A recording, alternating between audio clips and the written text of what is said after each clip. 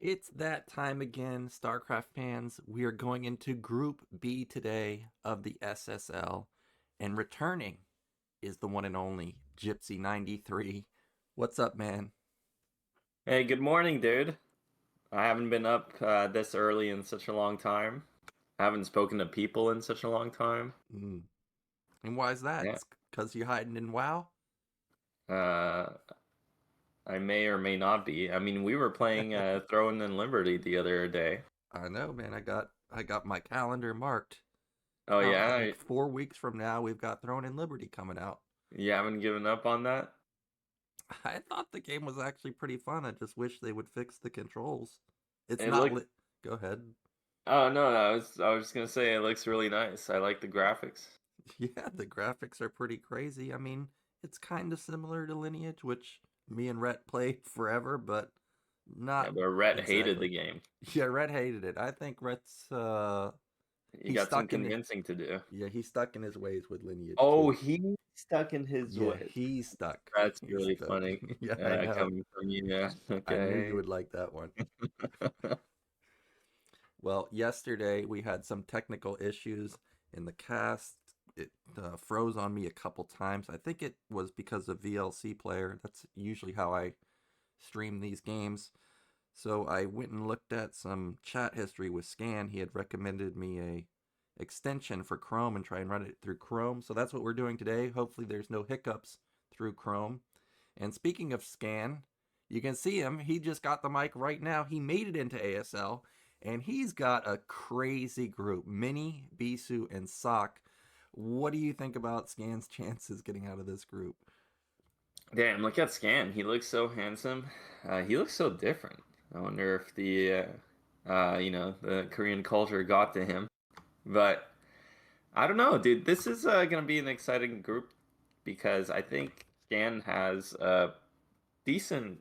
I mean, it's gonna be difficult for him for sure, but it's not as bad as facing Snow in your first game. Yeah, you think so? Well, he does have some history because I do remember him losing to Ssak uh, in a couple of ASLs ago. I remember explicitly a game on Ascension. Ssak is like such a strong TVTer, but that was like years ago, and I think Scan has grown a lot as a player since. I've heard only good things about just how much he's been playing and how his skill level is, but of course. Again, this is he's still waiting for his breakthrough, let's say. Yeah, I remember your game that you're referencing, Sock versus Scan. I feel like one of them went dropships, one of them with Wraiths went Wraiths. I think it was Sock that went Wraiths and killed all the dropships. Sock is just monstrous in TVT. And speaking of monsters, we've got two Protoss monsters. We've got Bisu right here, who's consistently, round of 8, round of 4 type of player in the ASL. And then Mini, I mean, for me, Mini's like hit or miss, right? We can see him get way too cocky and lose in like the round of 16, but at the same time, he's gone to the finals multiple times. So like this guy can definitely, get out of the group in first place, but it's going to be tough for I think pretty much everybody in this group. Actually, the player that I'm most curious about is Ssak because his TVT is so good. But in StarCastTV Star League, he had this really solid gasless play TVP, and I'm wondering how it will stand up versus Bisu and Mini. Yeah, I'm excited to see that. I think Sokka is one of the players that a couple seasons ago maybe I would have always given a chance to do well, but honestly, lately he hasn't been too impressive in my eyes, and I really don't expect him to get out of this group because Bisu and Mini are just such incredible players, and I think like you were mentioning, Mini sometimes does have a bit inconsistent performances, but at the same time, I think he's been probably the most um, just the best Protoss of this era in terms of how well he does in ASL. Like he has won ASL, he has made the final numerous times, and I think there's almost no Protoss that can claim that. So he's definitely a monster in these tournament environments. And I mean, Bisu just always super solid. Yeah, and what I like about Mini is he will go for risky builds, even if it's a best of one. If it's the last game of the tournament, he'll try it. You can't count anything out. I remember him versus Larva. He went double gate in the center of Fighting Spirit. I feel like also versus Soul Key, he ended up going double gate. In round of 4 or whatever that was, either last season or the season before. So he's obviously very dangerous. Now, we got some ideas about maps yesterday from me and Raz. Have you had a chance to look at the map pool? Actually, the ladder got reset with the new map pool. Yeah, I saw. Um, yeah, I mean, I've been paying attention to. Yeah, I remember I was watching some of the games the pros were playing when the maps first changed. So I've seen some of the maps in action. I mean, I'm ready to see some Monty Hall. Oh, yeah. Everybody wants to see Monty Hall, right? All the Terran players' favorite map. That's a very balanced map. Yeah. Uh, Um, yeah, no, I mean, I don't know. The map pool is interesting, of course. Outside of Monty Hall is probably one of the worst maps ever. But like, I still think it's always super important to have maps like that get reintroduced into competitive play because otherwise, the meta does kind of get stale. And honestly, sometimes some of those maps do lead to real innovation, like even in the standard meta. Like when we saw what was that map, Nemesis, and that led into that whole TVZ like Valkyrie into mech play that is still usable today, right? So yeah, and it's also nice to see the old maps because you can go watch VODs from 2005, 2008, 2010 and compare and see like, okay, how did it change over time? Is the meta, are they playing the same builds on this map? Obviously they're not, but it's always cool to see that aspect also. yeah, I mean Monty Hall's actually I feel like it can be pretty awful to play on, but I think it's a really cool map nonetheless. And of course, sometimes you can get into some situations where the imbalances are quite blatant. But outside of that, like it would be interesting to see that. But there's also really good maps, really good standard maps as well this season. That Minstrel map looks really fun to play on. Dominator obviously is like an updated Gladiator. Have you seen any games on Deja Vu? Deja Vu? Yeah, we saw one yesterday. You should watch the VOD from yesterday of Barracks versus Queen on there. Yeah, I saw that was an impressive performance by Barracks, man. Yeah, that was a crazy game. I still can't believe that he ended up winning that game. Imagine going 4 racks, losing your first 5 Marines, losing a barracks, getting blasted all game, and then you pull out a miracle push, kill 2 hatcheries, the lurkers, and the mutas. That was unbelievable. Yeah, well, Tesagi, I've heard such things. But as far as other games on that map, I haven't really watched many Pro League games. I did watch the other day of a Monty Hall game of Sharp versus Mini. That was actually a pretty epic one. I recommend going to Sharp's or Mini's channel and finding that game. And then I also watched a game of Minstrel. I don't know what to think about Minstrel. The Minstrel map seems like we're going to see a lot of just hardcore countering instead of engaging on the having big engagements. But maybe I could be wrong. But it could be a fun map. Yeah, I mean, just of course, when the maps first come out, they're kind of in their infancy stage and they're still getting figured out. And you guys would be surprised just how much better players get when they play more games on the same map. But in the beginning, it's always kind of up in the air. Yep, and it looks like player interviews are done, so we'll be going into, was it Scan versus Mini first? Yeah. Yeah, I think that's the first matchup. And well, like I was saying, I feel like this is gonna be a tough matchup for Scan. Mini's just a wild person, but actually a lot of times we've seen Mini lose to Terran players. I remember, I think it was actually Mini versus Ssak on Retro. I talked about it yesterday. Mini tried to do drops over and over and over on low econ, and it ended up getting denied. And then, he ran out of money and had to rely on Archons to try and win versus Terran. So maybe Scan could pull off an upset. Ooh, is that baby casting? Yeah, that is baby. He's here, TY. man. Yeah. Damn. Yeah, he's out of StarCraft too, and no Stormgate for him.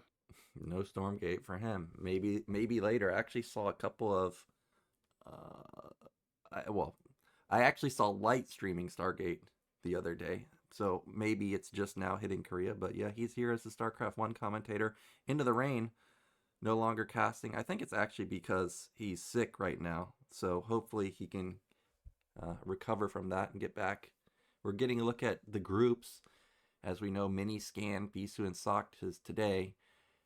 Actually, tomorrow, Group C is going to be a really cool group, not only because we have Rush and Royal, but because Motive, if you guys have been watching Artosis' channel, Motive has been crushing it. He's been playing versus Flash a few times, and he's playing really well. Also, Soxry, always a dangerous Zerg, can all in quite often, but also has good macro.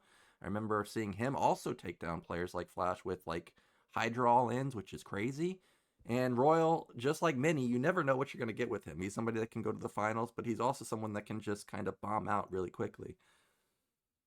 Yeah, I remember that that Saxry game. It was crazy. Such a long time ago at this point. It's crazy how much history is kind of being written in the ASL era.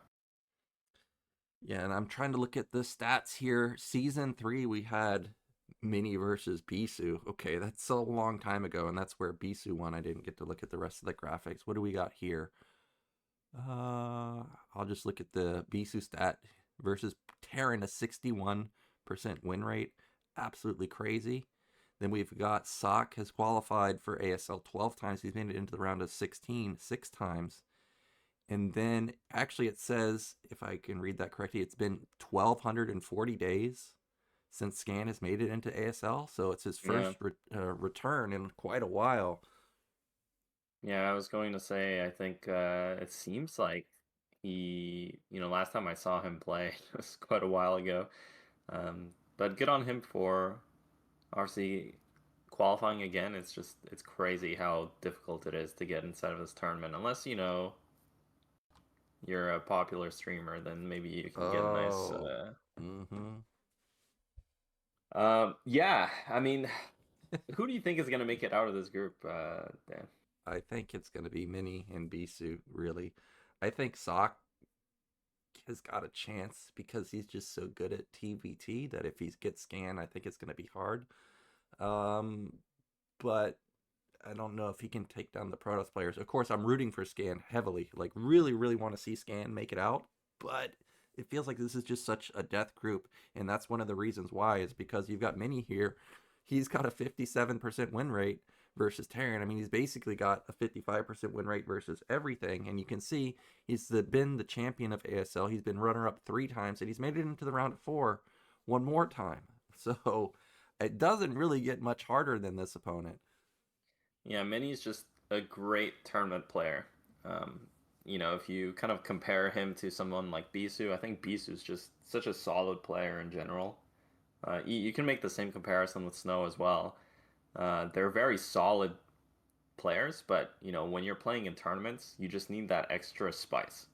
That extra little thing, extra little like variance, let's say, to kind of push you over the edge. And Minnie's got that. I mean, he's a champ, So this is going to be a very difficult matchup for Scan, but at the same time, it is a best of one, and you know, Scan's skill level is very high. Yeah, he's really good. Like, he can play all the builds, he can play the pushes, he can play the upgrades, he can, do the drops. I just am curious what build he's going to go for. Is he going to try and do pushes? They're very popular right now, especially with Flash doing a lot of pushes, especially with the eBay and the barracks floating with his army. But, that was like a month ago, and I feel like the Protoss players have probably come up with an answer to that. So I'm not sure what Scan has got planned. We haven't seen anybody PBS versus Protoss in a while. You were talking about variants. I don't think he's going to be willing to go for a BBS, but I guess he could try something crazy like that. Yeah.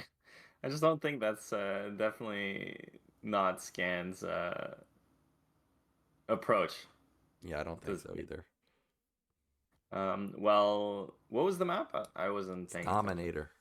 Dominator. Well, I don't know. Gladiator was pretty bad for Terran, so we'll see how Yeah. this map ends up being for Terran. You know, it's definitely a lot of different changes, but still Gladiator. yeah. All right, we are ready, guys. Let's get into game one. It will be Mini facing off versus Scan.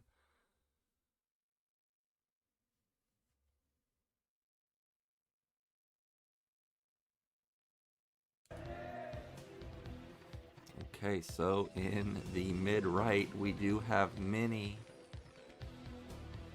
And in the bottom left, the one and only, it's Scan.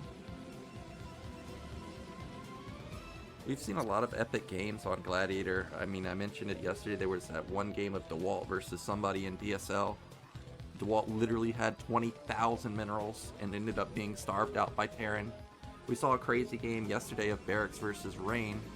Barracks' build was kind of thrown off with the gas steal. I wonder if Mini will try and gas steal here. Of course, he'll have to get lucky finding Scan first, but he might.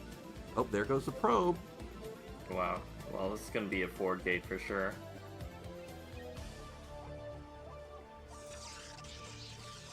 Okay, no pylon scout? That would be so crazy. The thing is, if you forward gate like this and go for a pylon scout, you can't. You have to pull the second gate, or sorry, pull the second probe so early. You're completely wrecking your economy. Yeah, I remember watching a best translated video. He's talking about how if you pylon scout and don't find them first, the game's over. And you know, I don't know if I necessarily agree with that, but it must be very, very impactful to the build order. That's so cute. But that was actually a 10 gate, so it's not the most committed. Let's say, I mean, just very standard build order here from Mini, and he's gonna have that wall off into the early mid game as well to prevent Vulture run buys once he expands. So, but Mini, unfortunately for him, did go the wrong way here. So he is gonna end up finding the Terran player last, and that's kind of annoying, obviously for Protoss. Yep, and Scan not going to get gas stolen like Barracks did yesterday. I actually didn't catch whether this was an 11 gas or a 12 gas, but I think it was 12. And that means he's going to have a slightly better econ. Going to be able to pump out those Marines non-stop, which is going to be very important since we know Zealot is coming. And now Mini, because he did this forward gate, his cybernetics is going to be delayed a little bit. Probably going to be at least 2 Zealots. Yeah, that's definitely going to be a 2 Zealot opening, but his gas is also quite early, so he's going to start stacking up that gas. And Scan does see that that's a forward gate. So, I mean, this is very fortunate for Terran. Not only did he not go for something like a racked expand or a gasless expand, he also scouted the Protoss first, and Protoss scouted him a bit later here, so... oh, and I just realized this is a 3-player map, huh? I also just realized that it's a 3-player map, so... I mean, I guess I haven't played Gladiator in a long... Was Gladiator? No, Gladiator was a 4-player map. 4-player map, yeah. Anyway, the Zealot's getting a couple hits out onto the Marine, but, you know, this is a very comfortable hold for Terran when they go for this factory expand, and his SimCity is so nice here. Obviously, I mean, Terran's just really happy about the situation, but he will still have to push up that ramp at some point. Yeah, that's going to be the hardest part about this, is that uphill ramp, but the SCV is body blocking really well. He gets, he only took like 2 shots from the Zealot. The Zealot I don't think has taken much damage, so they're going to be able to regen those shields, but so far this is a really good hold from Scan, but it's still going to be really hard to get up that ramp. And look at this, a 1-base Robo. You don't see that very often. Yeah, I was wondering like why the gas for Protoss was so early and the core kind of like lagging behind, but actually he's gonna pull SCVs. This is so weird to see, but Scan really wants to get up this ramp. I would be okay. He is just gonna push out to put a bunker down. I mean, you know, reverse ramp, just so annoying to get up on. Wait a minute, Scan put 2 or 3 back on gas. Now, I realize he has money for a command center, but okay, he built the bunker to act like he needed it. Now that he sees that the goon is here, backs up, and that probe says, you are not getting in. Now, remember, Scan didn't get in and see this robo, so he could be thinking like, dude, why don't you have a Nexus? Is this DT? He's going to be obligated to put down an eBay here, probably obligated to also open mines. Observer.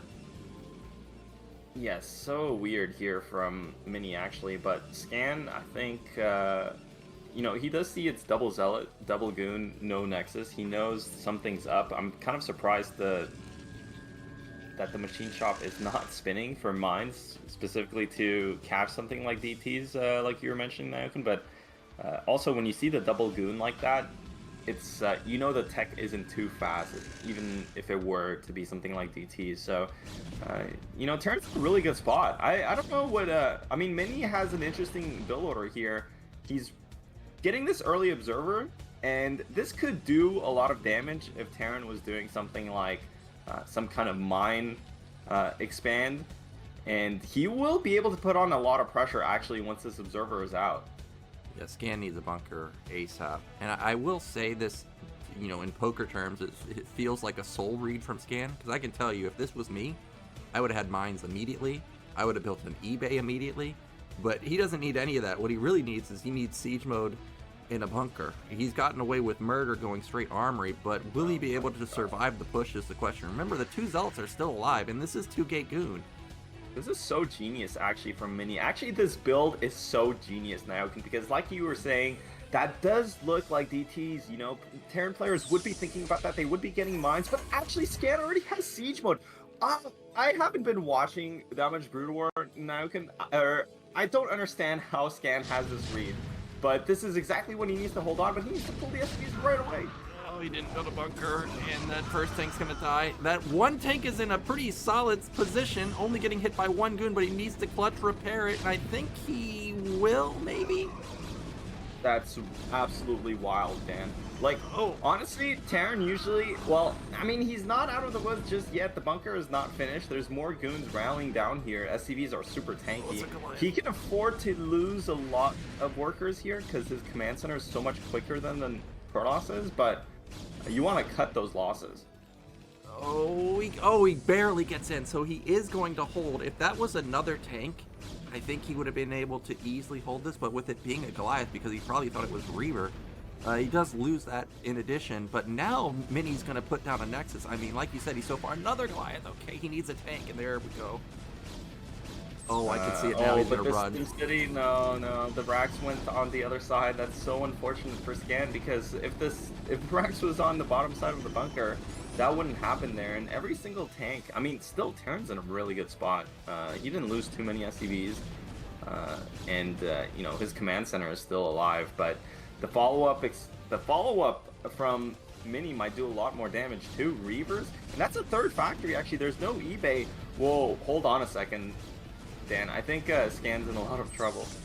He might be. He's got 2 Goliaths here with the bunker, so the goons can't run by anymore. But with this triple factory, like you said, there's no eBay, so he's really reliant on the Goliaths dealing with the shuttle. But the question is he too thin? Because he's got to defend the front, he's got to defend his main now, and I don't see Goliaths in position. Meanwhile, Mini's taking another Nexus at bottom middle, and with this pressure at the front, he's keeping the Goliaths there too, so the Reaver should be coming out, and I think there he goes. He's on the way to the main, but look at this, Goliaths are getting in position.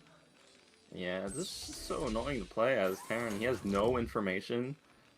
He needs to maybe like throw a scan to see what the Protoss' tech is at, but it's just hard to... okay, he's gonna kill a couple observers here, and that's really good. The Goliaths are still in the main, but there's no siege tank in the main, so this shuttle will do a lot of damage.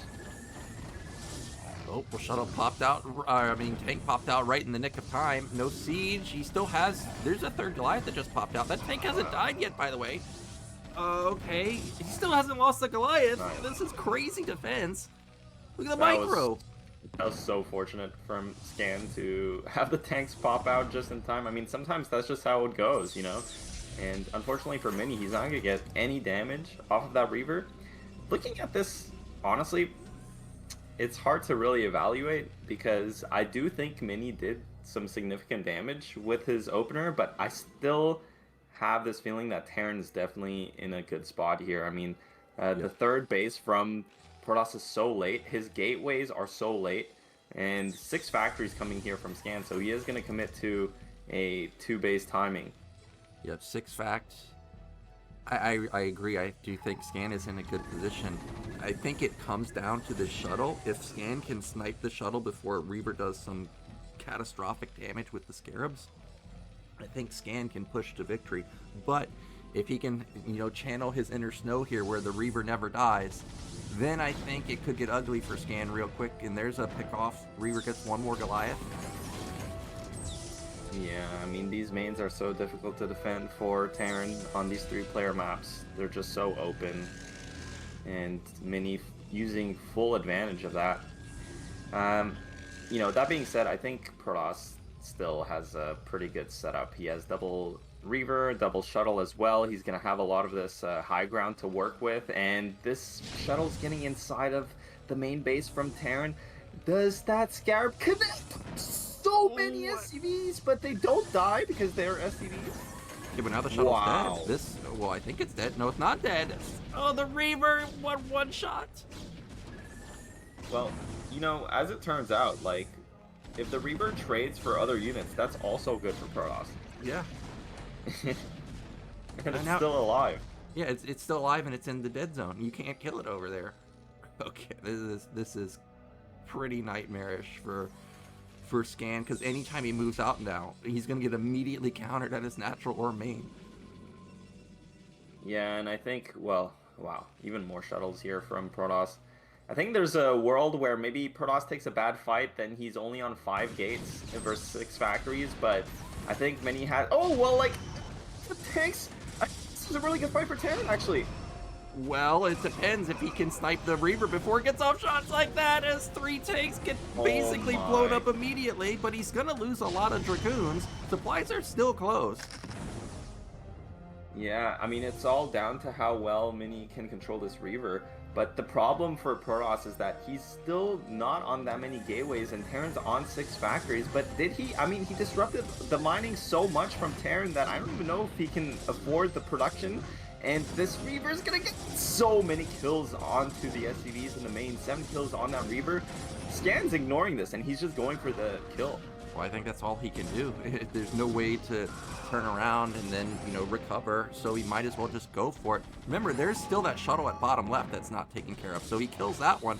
But yeah, I hope he doesn't forget about the bottom left one. But Mini, he's already got another Reaver. Scan is on high ground, but remember, he lost all of his Goliaths, so the shuttle is going to do work here, I imagine. Oh. Yeah, he lost all these vultures. Oh, this is kind of turning into a train wreck from Terran. I feel like Scan was in such a good spot, and, Mini put on the pressure. Okay, a couple of mines do connect, but the supply's just so low from Terran, and there goes all of the units, and, I mean, honestly, I feel like Scan had a really good chance this game, but now he's, like, completely donezo. Yeah, he's like hardly mining his main. In fact, all those SCVs weren't even mining, and now they go back to mining just to get blown up by a Reaver. So supplies that were pretty close a moment ago, now all of a sudden it's almost a 50 supply lead. There's almost no hope for Scan to come back from this game. He's going to scan. I don't even think he's going to get a shuttle. Yeah, of course not. Yeah, and I mean, Mini is just in such a good spot now.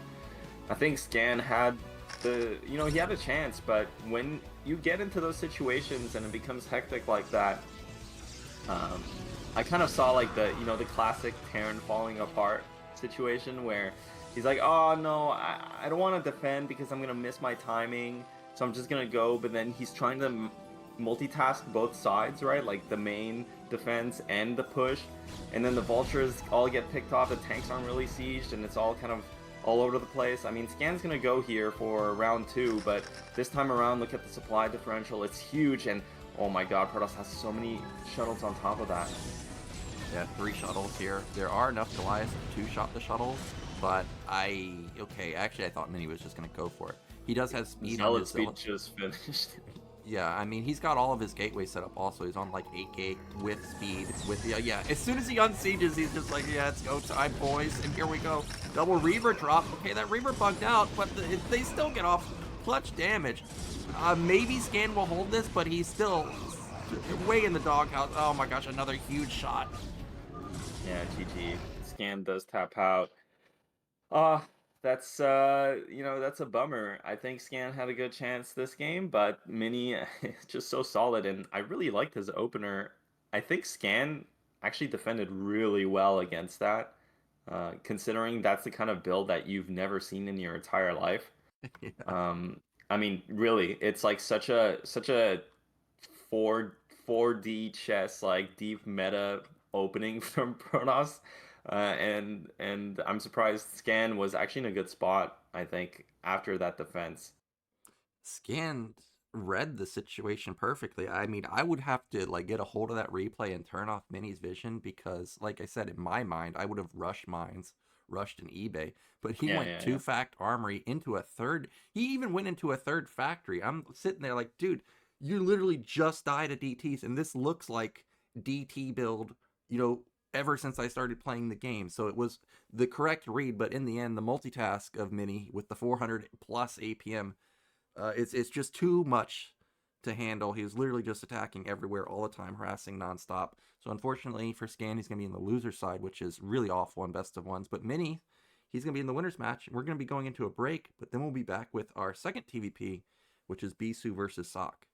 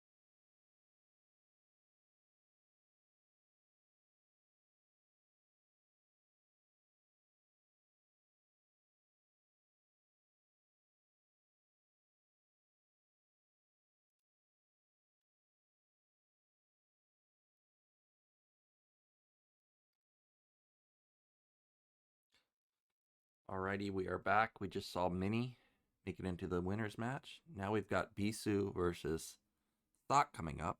Like I was saying, I've seen a lot of games of Ssak in StarCast TV. His TVP is really solid, especially if he goes gasless. But on a map like Dominator, uh, can you get away with gasless there when you know you're going to get forward gated quite often? I don't know. Yeah, I don't know. I mean, gasless, it's always a nice little risk there. Of course, if Protoss opens with something like you said, like you mentioned, any kind of zealot opening is kind of annoying for gasless, of course. Um, but on a three-player map, the problem with three-player maps often is that Protoss does tend to go for that really early scout, that really early probe scout, right? To maybe get the gas steal on a 50-50. And that kind of dissuades stuff like Rax expanding as well, because then the follow-up all-in can be so annoying to deal with. We saw Rain gas steal barracks yesterday. I actually really thought Mini was going to try and gas steal scan, but didn't need it. The Zealot still did good. And it still did well. You know, it didn't really do much damage, but still forced a lot of Marines. We're getting a look at Bisu's stats. 61% win rate versus Terran.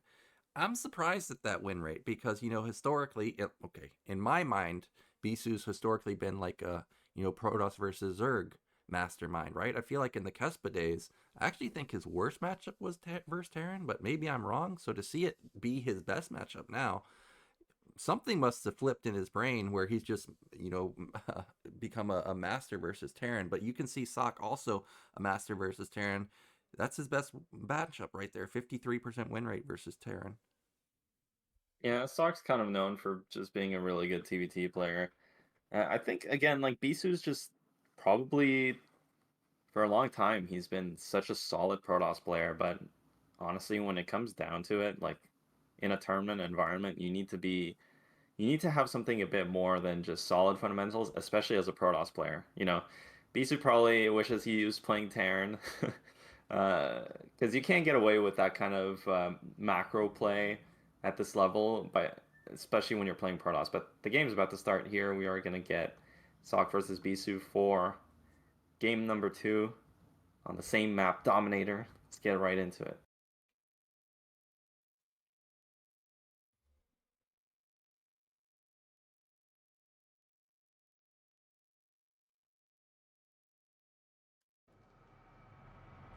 Okay, so in the bottom left, we do have Bisu. And this time in the mid right, we've got our Terran. It is Ssak. And speaking about what race Bisu probably would have switched to, you know, in 2010, maybe at WCG, when we actually had the grand finals in San Francisco, ended up going there with the rest of the EG players, got to meet Flash and Jaedong and Cal, and that was at the time when StarCraft 2 was coming out, and I just directly asked Jaedong, because he was translating, if you could go back in time and switch your race, would you still play Zerg?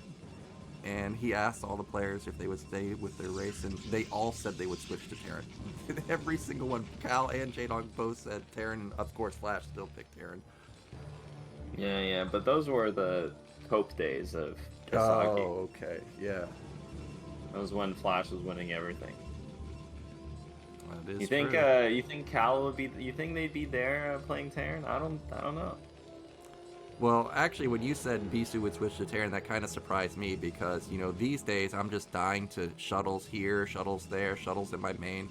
I would never switch from Protoss if I get to play PvT all the time.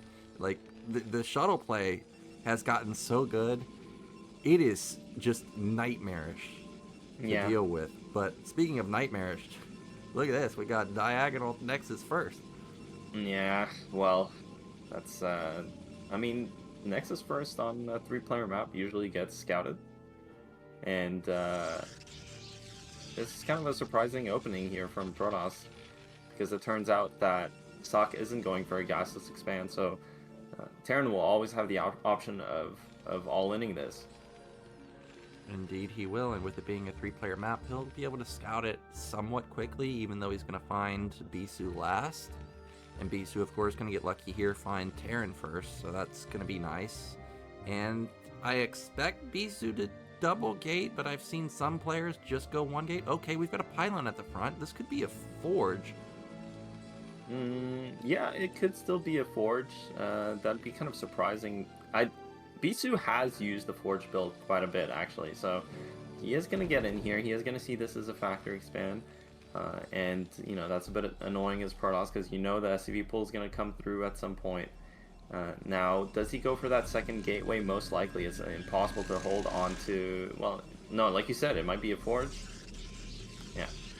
Okay, I mean, Bisu has used this build quite a bit, and it's really solid. I mean, you get the cannon out, and you're immune to getting all-ins. But at the same time, you give up a lot of map control, and you give up a lot of tech timing as well. That is true, and now that Terran gets in here and sees the Forge, if he had any plans to all-in this, well, now he's going to need to transition that all-in into most likely a mine opener, try and just set up map control, get mine contained. Ooh, okay, wait, that's actually, first of all, that's actually a third depot from Ssak, so he's not expanding, and he needs to keep this SCV alive. Now, the big problem for Forge expanding is that Protoss doesn't know what the follow-up is from Terran, and Terran can go two main options. Of course, here it's going to be just the one base, I think, which is also valid, but Bisu does have a probe out. But I mean, basically, Protoss needs to know, like, is Terran making tanks or not?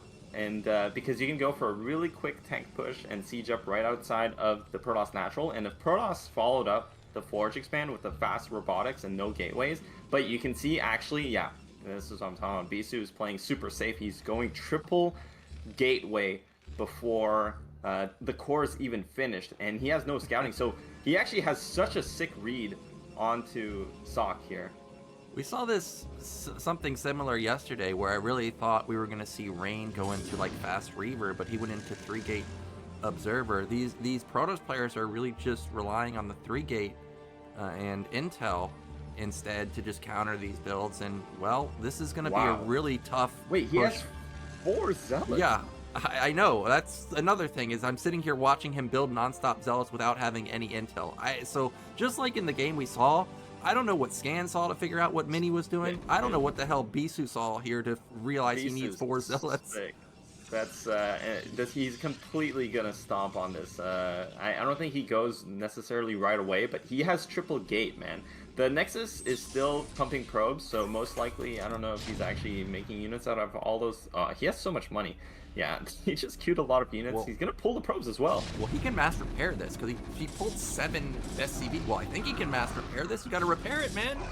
Okay, there we go. Oh, he didn't mass repair it. Half of the SCVs weren't there, but he kills all the Zealots. He kills a lot of probes. He still has a lot of Marines left over, and he killed for one of the cannons. Yeah, I mean, this is still kind of annoying for Protoss, because if he loses all his probes, he can't produce out of the 3 gates. But, you know, again, he has 3 gates. Terran has 1 factory, 1 racks. So he just needs to hold on for a couple more production rounds here, and he's just gonna walk through this Terran army. He can try to walk through, but that bunker is actually doing work. It's buying a lot of time. That's 2 goons immediately dying. There's still a lot of Marines left over. This tank needs to get in the battle, though. Yeah, the micro's good. Oh, he might be able to kill all these goons. They need to target fire the weak ones. He gets another goon. That's a bunker still being built, but he just barely holds on. The last Marine dies.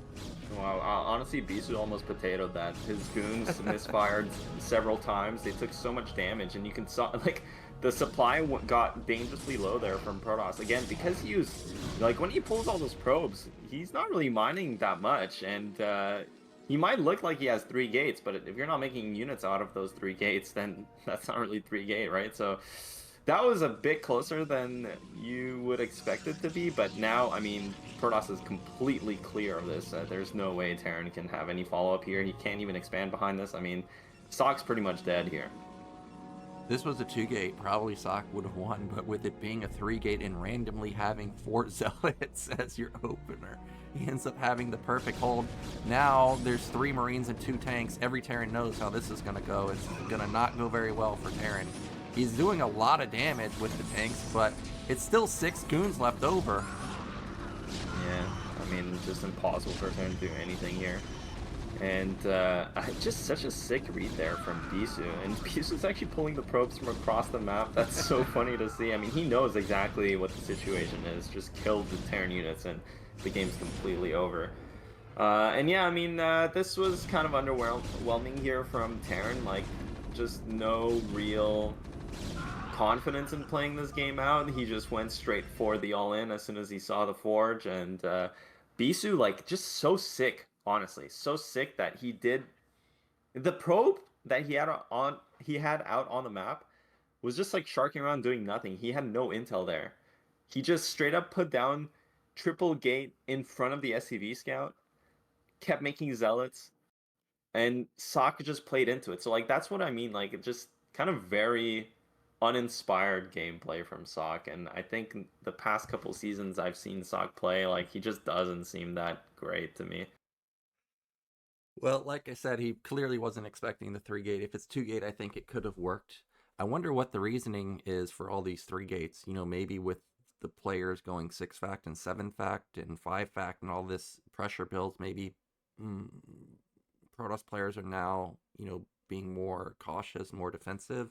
Not sure exactly, but either way, it was the correct move, and that sets us up for a PvP in our winners match and a TVT in our losers match, mini facing off versus Bisu. That's going to be interesting because Bisu played really well last season, ended up losing to Snow, but his builds in the PvP and execution was really good. I think he could definitely take down Mini here.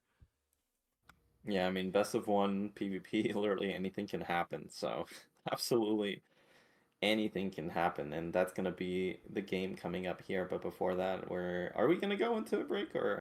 And we got the ad. Uh, This time what's I the? don't know what they're advertising. That says KB Live Bank and KB Live Mobile. So I guess they're advertising a new banking system. Not sure exactly. Yeah, who knows? It's not a chair. Yeah, it's not a chair. The only reason I recognize the Live name is because in League they were sponsoring a team called Live Sandbox. So it's nice to see them branching out also into Brood War, man. Yeah. So the SSL, huh? SSL Season 1 Soup Star League. What do you think about the name change? Yeah, wild. But I just don't understand. They're still streaming on the old platform. That is true. I think they are streaming on the Afrika AF Star channel, but we are on the Soup channel, obviously. I don't Yeah, know. I don't understand the reasoning for that. yeah. Well, it's weird. It's definitely weird. I wonder if they're gonna transition the whole Afrika platform onto Soup. Because it doesn't seem like that's what they're doing right now. So, but I don't know if that's like the plans in the immediate future here. It's going to be interesting to see that kind of unfold. I think Afrika, as far as non-Koreans are concerned, Afrika has been such a terrible platform for us, and it seems like Soup probably runs a bit better.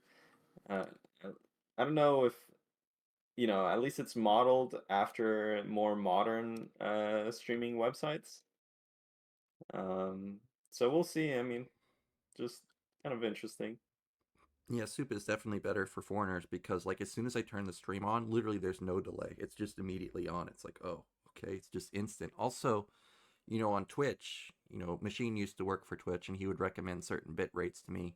But on Soup, I can stream up to 8,000 bit rate, and that's way higher than Twitch. So actually, because of that, streaming in 1080p, baby, instead of 720p. So the quality of the video should be slightly better than last season, which is always nice. Yeah, maybe Soup will overtake Twitch. It could We'll all be on happen. Soup. You'll all be on Soup. Oh my gosh. Well, PvP is our next matchup, but what about Ssak versus Scan? We've talked about Ssak, how good he is in TVT. I still remember him A-moving on Blitz last season. You remember that? Just A-move tanks and vultures. What do you think about Scan's chances here versus Ssak? Honestly, I think Scan's a much better player than Ssak is. I think Ooh, Scan's really good. But I, I, you know, it's just hard to translate your skill into a tournament environment uh, before you've had that big breakout. And, at this point, I think Scan has a lot of experience. He's been in a couple of ASL seasons. I'm sure he's played many tournaments as well outside of that. But we're just looking for him to just break through because he definitely has the skill level. Like, he's really good. People don't really understand that. He's much better than Ssak is. I don't think Sak's like particularly good, really. I oh think my, he's just really like experienced, and he's super used to this situation. But you can see the games he plays when he plays versus these top players, he just gets completely smacked. And this was the case last season as well, and the games look terrible. I think Scan actually had a really good chance against Mini, but he just kind of fell apart a bit. I think Mini put on so much pressure, and I think the someone like Mini knows, like, they, the players know the skill levels of these guys. They know Scan is really good, but since he's so inexperienced, if you put him into very uncomfortable situations, most likely he will not necessarily deal with it, and that's what happened in game number 1. But Ssak is again, like, really strong TVT, so, and with his experience and everything, I mean, it's going to be a big mental hurdle, I would say, for Scan to overcome, because he has lost to Ssak in the past in the ASL. He's been gatekept by him, right? So he has to overcome that. Yeah, he has been But, gatekept. in terms of skill, I think he can. Like, in terms of, if you're talking about raw skill level, he definitely can. I agree with that. So we're going into a break, and then we'll be back.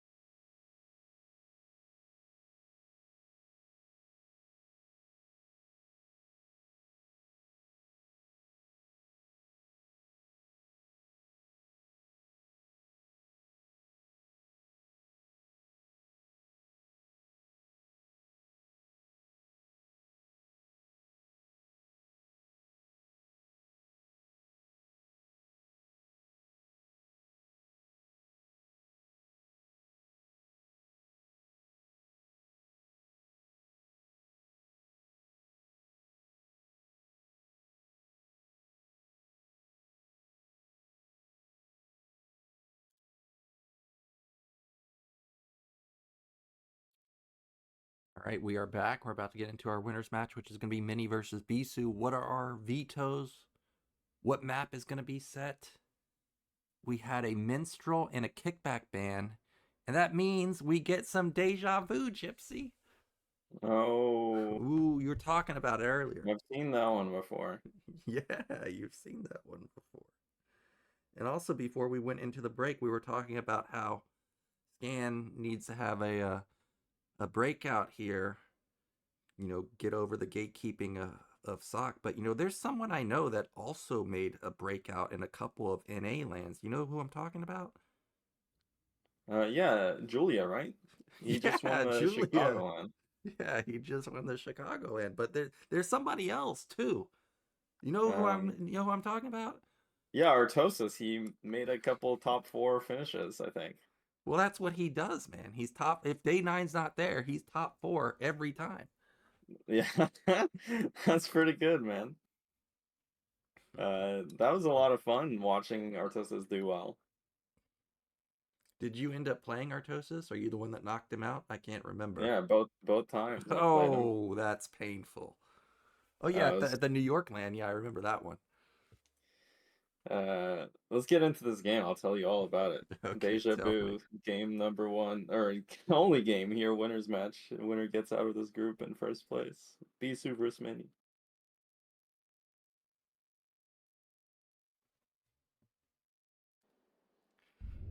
Okay. In the top right, we do have Bisu. And in the top left, we do have Mini. So Deja Vu, this is a remake of Jade. Everything is in reverse, so instead of having, what is it, high ground, you're on low ground, or vice versa. Yeah, you're right. Damn, such an astute observer, Nyoken. Thank you. That's what I've been working on. You get your IQ tested out? Should I? I know, you're gonna break the charts, man. Yeah. By the way, I like that sign. I like how Calm didn't even make ASL, so his name's just commented out. I guess those are the only remaining Those are not the only remaining STX players, because Hero was also on STX, so I don't know. Are they just specifically Calm and Mini fans? No Hero fan? No pure STX fan? Yeah, who knows, man. Was Hero on STX? But he was on MBC as well at some point, no? No, I'm pretty sure Hero was exclusively on STX. Basically, if you were in ByClan, like, you at least got to try out to STX. Like, everybody tried out for STX. Yeah, where was your tryout? Well, here you go, Gypsy. You know what? Actually, the clan leader told me. This is a true story. He told me it's unfortunate that you don't live in Korea. He could set me up with a tryout for STX. That is a true story. He said the same thing to Cypress Man, if you know who that guy is. He's a American Korean. So that was a depressing moment for me, but at the same time made me feel pretty good about my skill. But you know how that translated to WCG that year? I got last. So I guess I wasn't ready to be trying out for STX Seoul, because I just got blasted by last Gosu and somebody else. Gosu. Yeah. Well, that's how it goes, man. Sometimes it's not about your skill level, it's about your psychology. It's a huge part of performing, especially in tournament situations. And yeah, I mean, so far though, and looking back to this game, it's a very standard opening from both players. Unfortunately enough, they actually both will get the same scout, and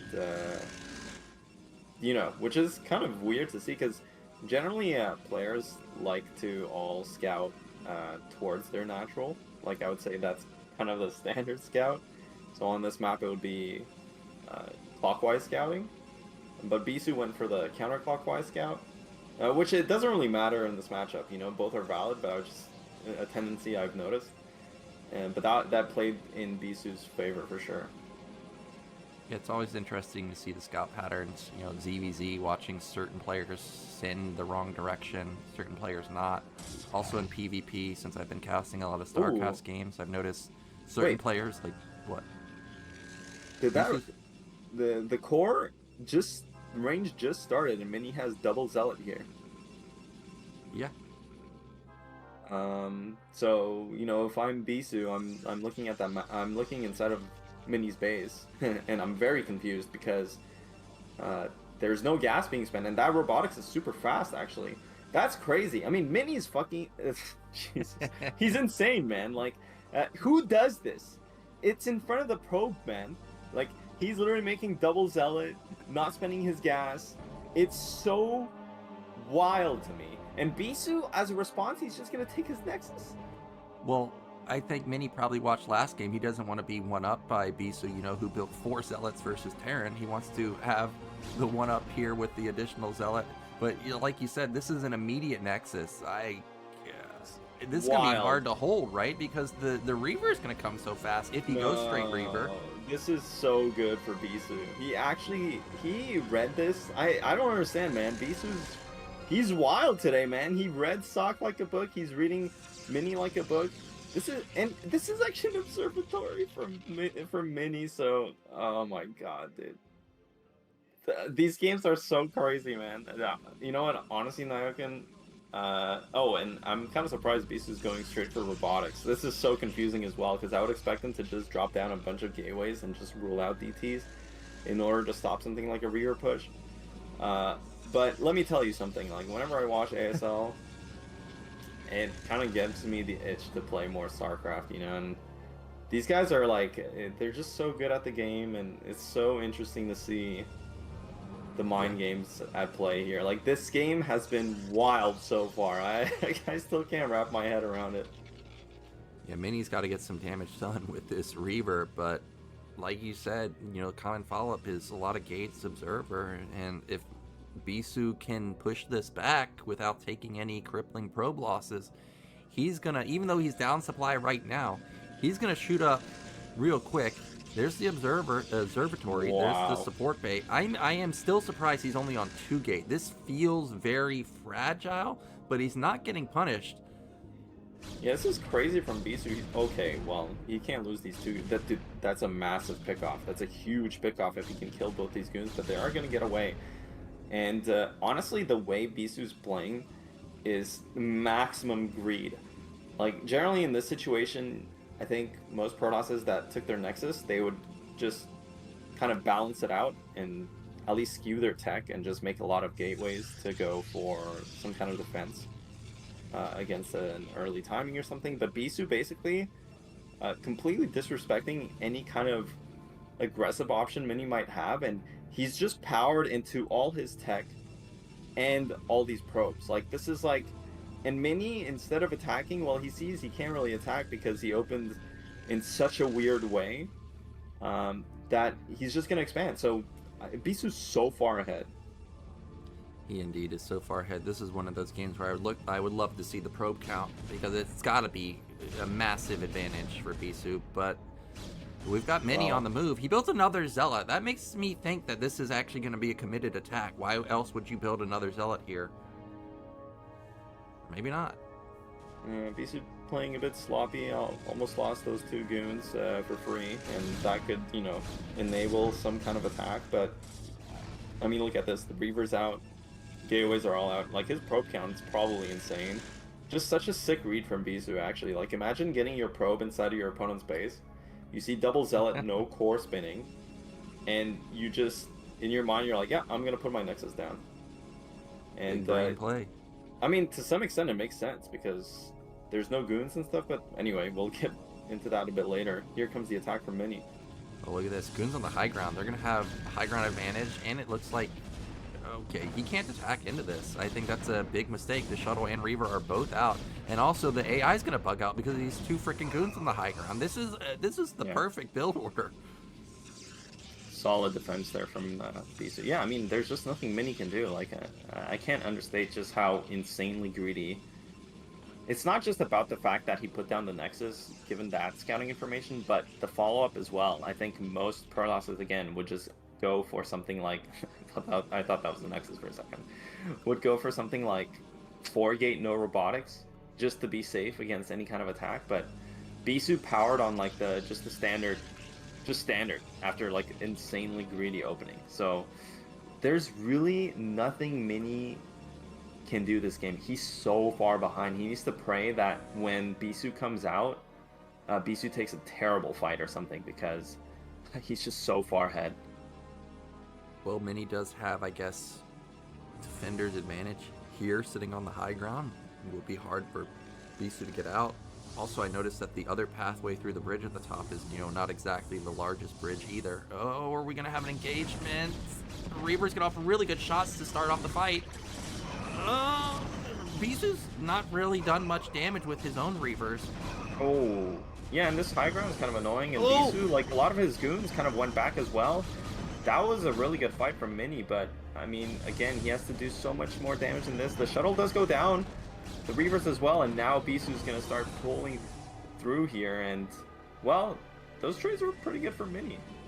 Yeah, I was thinking the same thing. Even though he loses both of his Reavers and shuttle, he got some huge connections onto those goons. I watched a couple of times and getting 3 goons at once, but none of that matters if he can't hold the counterattack, because Bisu's already here, man. He's had 4-gate much longer than Mini, and he's on the prowl. Also, there's no shuttle here, so this Reaver is heavily exposed. Yeah, he can also just take his time, but he's going to push in here and snipe that. Yeah, beautiful control there from Bisu. But the high ground does contribute a lot to this defense, like you were mentioning, the AI and stuff. Huge shot. 16 kills on that Reaver, though. I mean, that's going to end the game, because without those probes, man, even if Mini survives here, he's just so far behind. Yep, that build order advantage, you can see it really coming into fruition here. I mean, massive hits, massive connections, and that means Bisu, he's going to make it out in first place. He made that look easy. Yeah, he did, but, I mean, he did put down a Nexus, like, off of nothing, dude. Crazy, crazy read. Somehow, I don't know, he just had such crazy reads against both his opponents. Yeah, this kind of is a callback to me to last season, where Bisu was playing light in the round of 24, and he just double gated the Rax expand on Troy. Mm-hmm. Somehow Bisu just has like insane soul reads in these best of 1 situations. It's so crazy. Yeah, and Mini was not happy about that loss. You could see him fall back into the chair.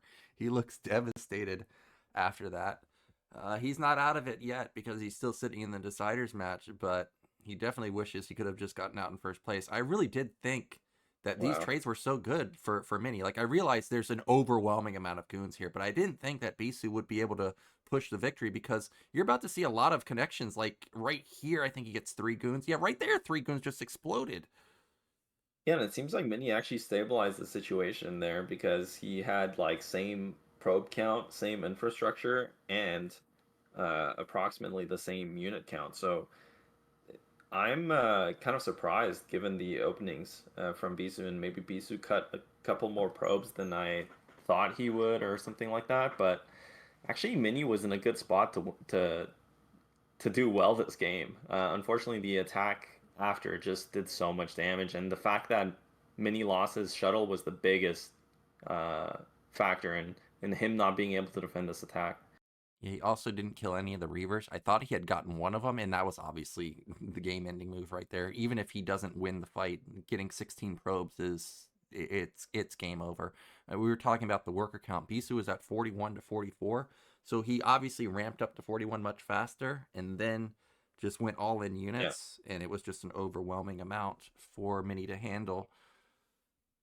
Yeah, it's possible. However, whatever way they got to that point, the reality is that they both had like 4 gates and their robotics tech and 40 workers and the same supply. So like Mini did equalize that, and it didn't seem like Bisu had, maybe he had a couple hundred more minerals in the bank, but I don't know. That was an interesting game. Like, that's the kind of game you kind of wish you could have the replay.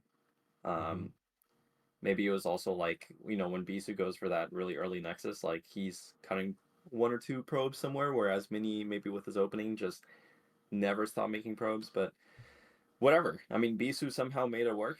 Again, that's so wild to me that he scouts inside the base and just puts down the Nexus like that. But it was the correct call, and well, he's out of the group in first place. And he's going to be feeling really good about getting out in first, obviously. We need Noni on the case to analyze that VOD since we don't have the replay to analyze it. No thanks. No? I'm good. I think I would rather have Artosis analyze it. Okay, I'm sure he will at some and point. his cast. Yeah. Well, Minnie's still waiting for the winner of Ssak versus Scan. We'll have that next up in our losers match. You think we could see Monty Hall get through? How do you do you think TVT on Monty Hall could actually be pretty good? I mean, yeah, it would be fun to watch, I guess. I think actually out of all the matchups, Monty Hall could be the most interesting. You know, you don't have to deal with. Hall is actually a sick map. Like, it's really cool. But it's just clearly imbalanced. Like, I've seen some really long games on there, and they're like fun and long and cool, but you kind of know that one of the players is like dead throughout, but they just keep playing because the map is so huge. There's so many bases on that map, and it's just so hard to end the game. But it's so much harder generally for one race or one player than the other, and that's the only kind of gripe I have with that map. It's also hard in the sense that, like, if you get countered, you can't turn around, right? Like, you've probably already committed somewhere, and by the time you try to turn around, you're too slow. That's another reason why I'm interested to see PVT in particular on here, on Monty Hall. I mean, is because Protoss players have been using the shuttle bombs, you know, on every map, but on Monty Hall, where if you commit to the right side, for example, but they just fly shuttles from the right side all the way to the bottom left, what are you going to do? Are you going to try and save bottom left, or are you going to still commit with your attack to top right? I'm interested to see how Terrans deal with the mobility advantage that Protoss has on there. Well, they don't. They don't deal with it. They just accept that they're gonna maybe trade base for base. I think Terrans have a really solid like timing, 2 base timing or whatever. Like, they can definitely kill Protoss, especially if they choose the right lane. Mm-hmm. But in the late game, that map is unwinnable for Terran. Well, we're going into a break, and then we'll be back with Scan versus Ssak.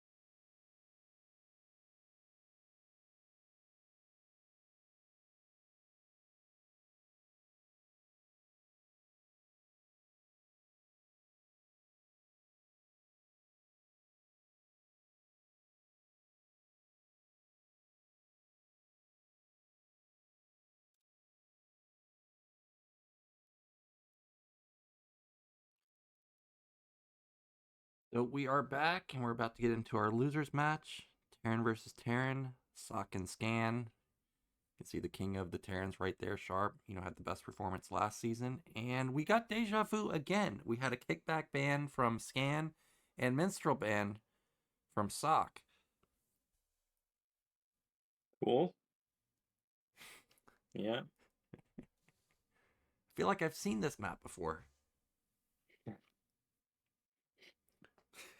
I can hear you Where'd laughing. you get that one from? I can hear you laughing. Oh my gosh. Well, it is nice that we're going to at least get a different matchup. We're not going to have TVP the whole way. That's nice. We're going to get a TVT. I know a lot of players and a lot of observers don't like TVT, but I'm telling you, with Ssak on the field, this is as good as it gets. TVT, he's a master. I never see him lose this particular matchup. But we're rooting for Scan here. Can he take a victory here? Like you were saying, if he can get past Scan, that could be the breakthrough, and then maybe get his revenge versus Mini if he can get a good map. Yeah, it's gonna be difficult, but this is gonna be a good match here. I still think anyone could win, but again, Ssak just kind of the established player, so a bit of a favorite. See if Scan can overcome this hurdle, or if Ssak can, demonstrate his experience here. And yeah. Well, what type of openers do you think we're going to see? I know you are masterclass Terran versus Terran, do really well in BSL, take down the master Mihu. You do a lot of vulture play, but I know Ssak really loves Race. You think we'll see Wraith from him? How do you think Scan will respond to somebody that opens Wraith quite often? I think Scan's actually so good at TVT as well, and yeah, like you mentioned, Dan, I think Ssak does like to open stuff like Rax expand into 2-port, or he definitely favors a lot of starport openings. So we'll see, man. Deja Vu is the map here. The loser does go home here, so must-win game for both players. Let's get into it.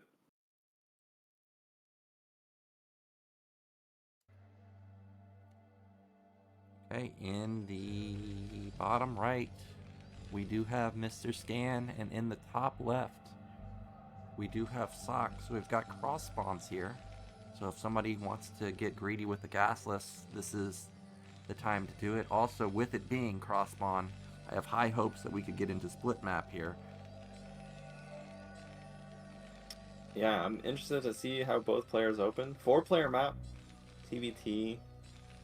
That's when you'll see a lot, especially this map is very big.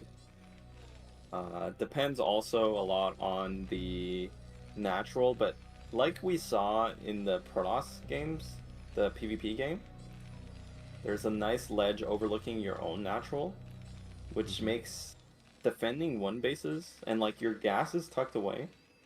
So this kind of map is very good for gasless openings, command center first, stuff of that nature. I wouldn't be surprised if one of the players goes for that. That's true. I remember maps like Eclipse, gasless being so hard to deal with. It'd be like, oh, I'm going to all in this. And then you get there and the tanks are already up on the high ground. Or they can hit you. You can't really hit them back. It was just nightmarish. So I think it is high probability we'll see gasless. We do have the SCV going out, but this is Terran versus Terran. He just wants to get that Rax as far forward into the map as possible to float it. Now, that SCV, what's that up to? That's actually a really fast scout. Yeah, and I mean, I'm kind of surprised that he's scouting so early. Scan with his Rax positioning, this telegraphs gasless expand. Now, obviously, scouting with that SCV even more so. Oh, he just wants to see if there's some kind of ADRAX in the middle of the map, which makes a lot of sense because he is planning on going for a command center very early here. And Ssak, on the other hand, you can see his Rax positioning much different from Scan's, and that telegraphs just a very normal opening.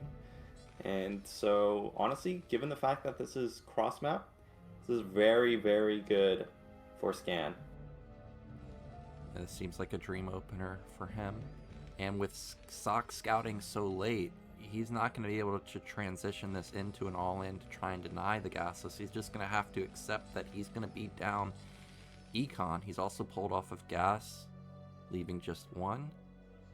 Yeah, now with the gasless, there's two parts to converting the advantage you get from it. Obviously, you know, getting the command center nice and early, having the extra SCV or two is very good for your economy. But at the same time, the follow-up is super important because most of the time the gasless player has very little scouting information. And, you know, that rock, paper, scissors of vultures beat, you know, kind of tank Goliath beats Wraith beats Vulture still applies in the situation. And the gasless player has no vision. So they have to also correctly identify, you know, just pick the correct follow-up to convert that early game advantage. And now Ssak sees the bad news that this was a gasless. He's going to build a command center right when Scan's command center finishes. So going to be massive eco lead. Now you have a lot of options as a follow-up as Scan. You can go 3-fact, you can go 2-fact, tank Goliath and play it safe, which I think versus Ssak in particular is not a bad opener. You can also just mega all in and just go 4-fact. So we'll see how he wants to respond. He's got the bunker on the way, so the Vulture's going to be denied. And Ssak has gone into an instant add-on now. To me, this looks like it could be Starport, but the way the SCV is moving, okay, it's going back up. This has got to be Starport, right? I mean, I don't know. Maybe he's just going mines. He's going to set up a mine contain. Yeah, very weird here. I think Ssak himself is a bit undecided. Generally, the standard here would be just machine shop second factory going into vultures. That's what he's going to do.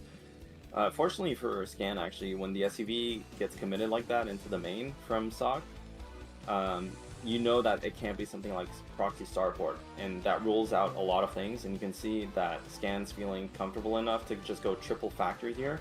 You might think, oh, this is a no-brainer follow-up, but actually, if the non-gasless player just goes like a really early Starport, Wraith, even from cross-map, well, this is a late Starport, but they can punish this.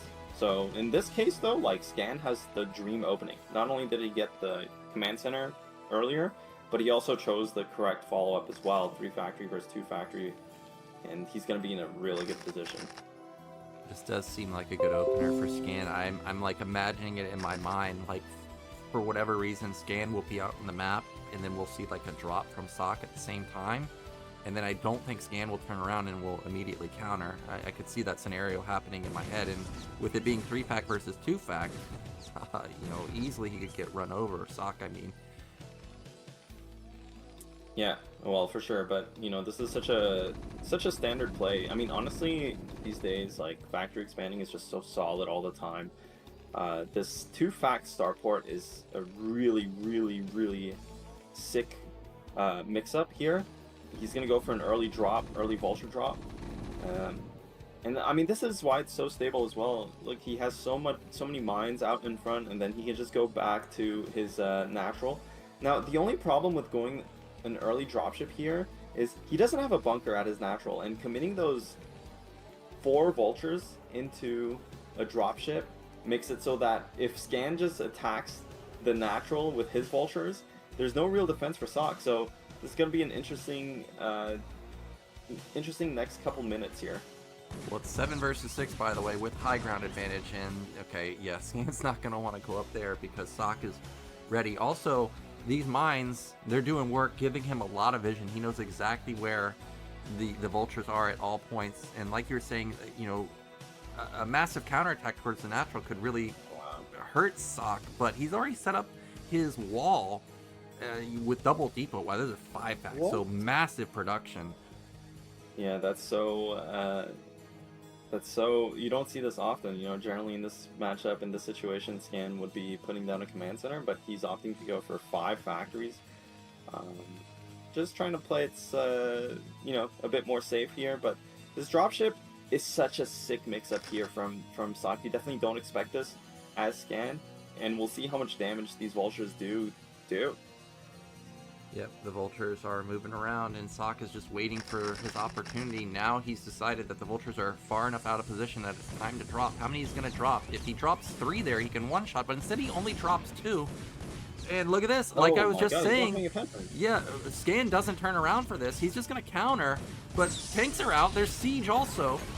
Ooh, yeah, this is way too aggressive here from Ssak, but actually, there are no mines on Scan's Vultures. These tanks are gonna go down though, and like, if these tanks go down, oh my god, all those Vultures just died though. I mean, he has 5 factories against what, 5 factories from Ssak? This is such a weird situation. I wonder if 2 Vultures still at the Nat. I don't know how many SCVs they killed, but that was almost disastrous for both players. But as this clears up, I think it's actually a pretty even game. It does look like it's somewhat even.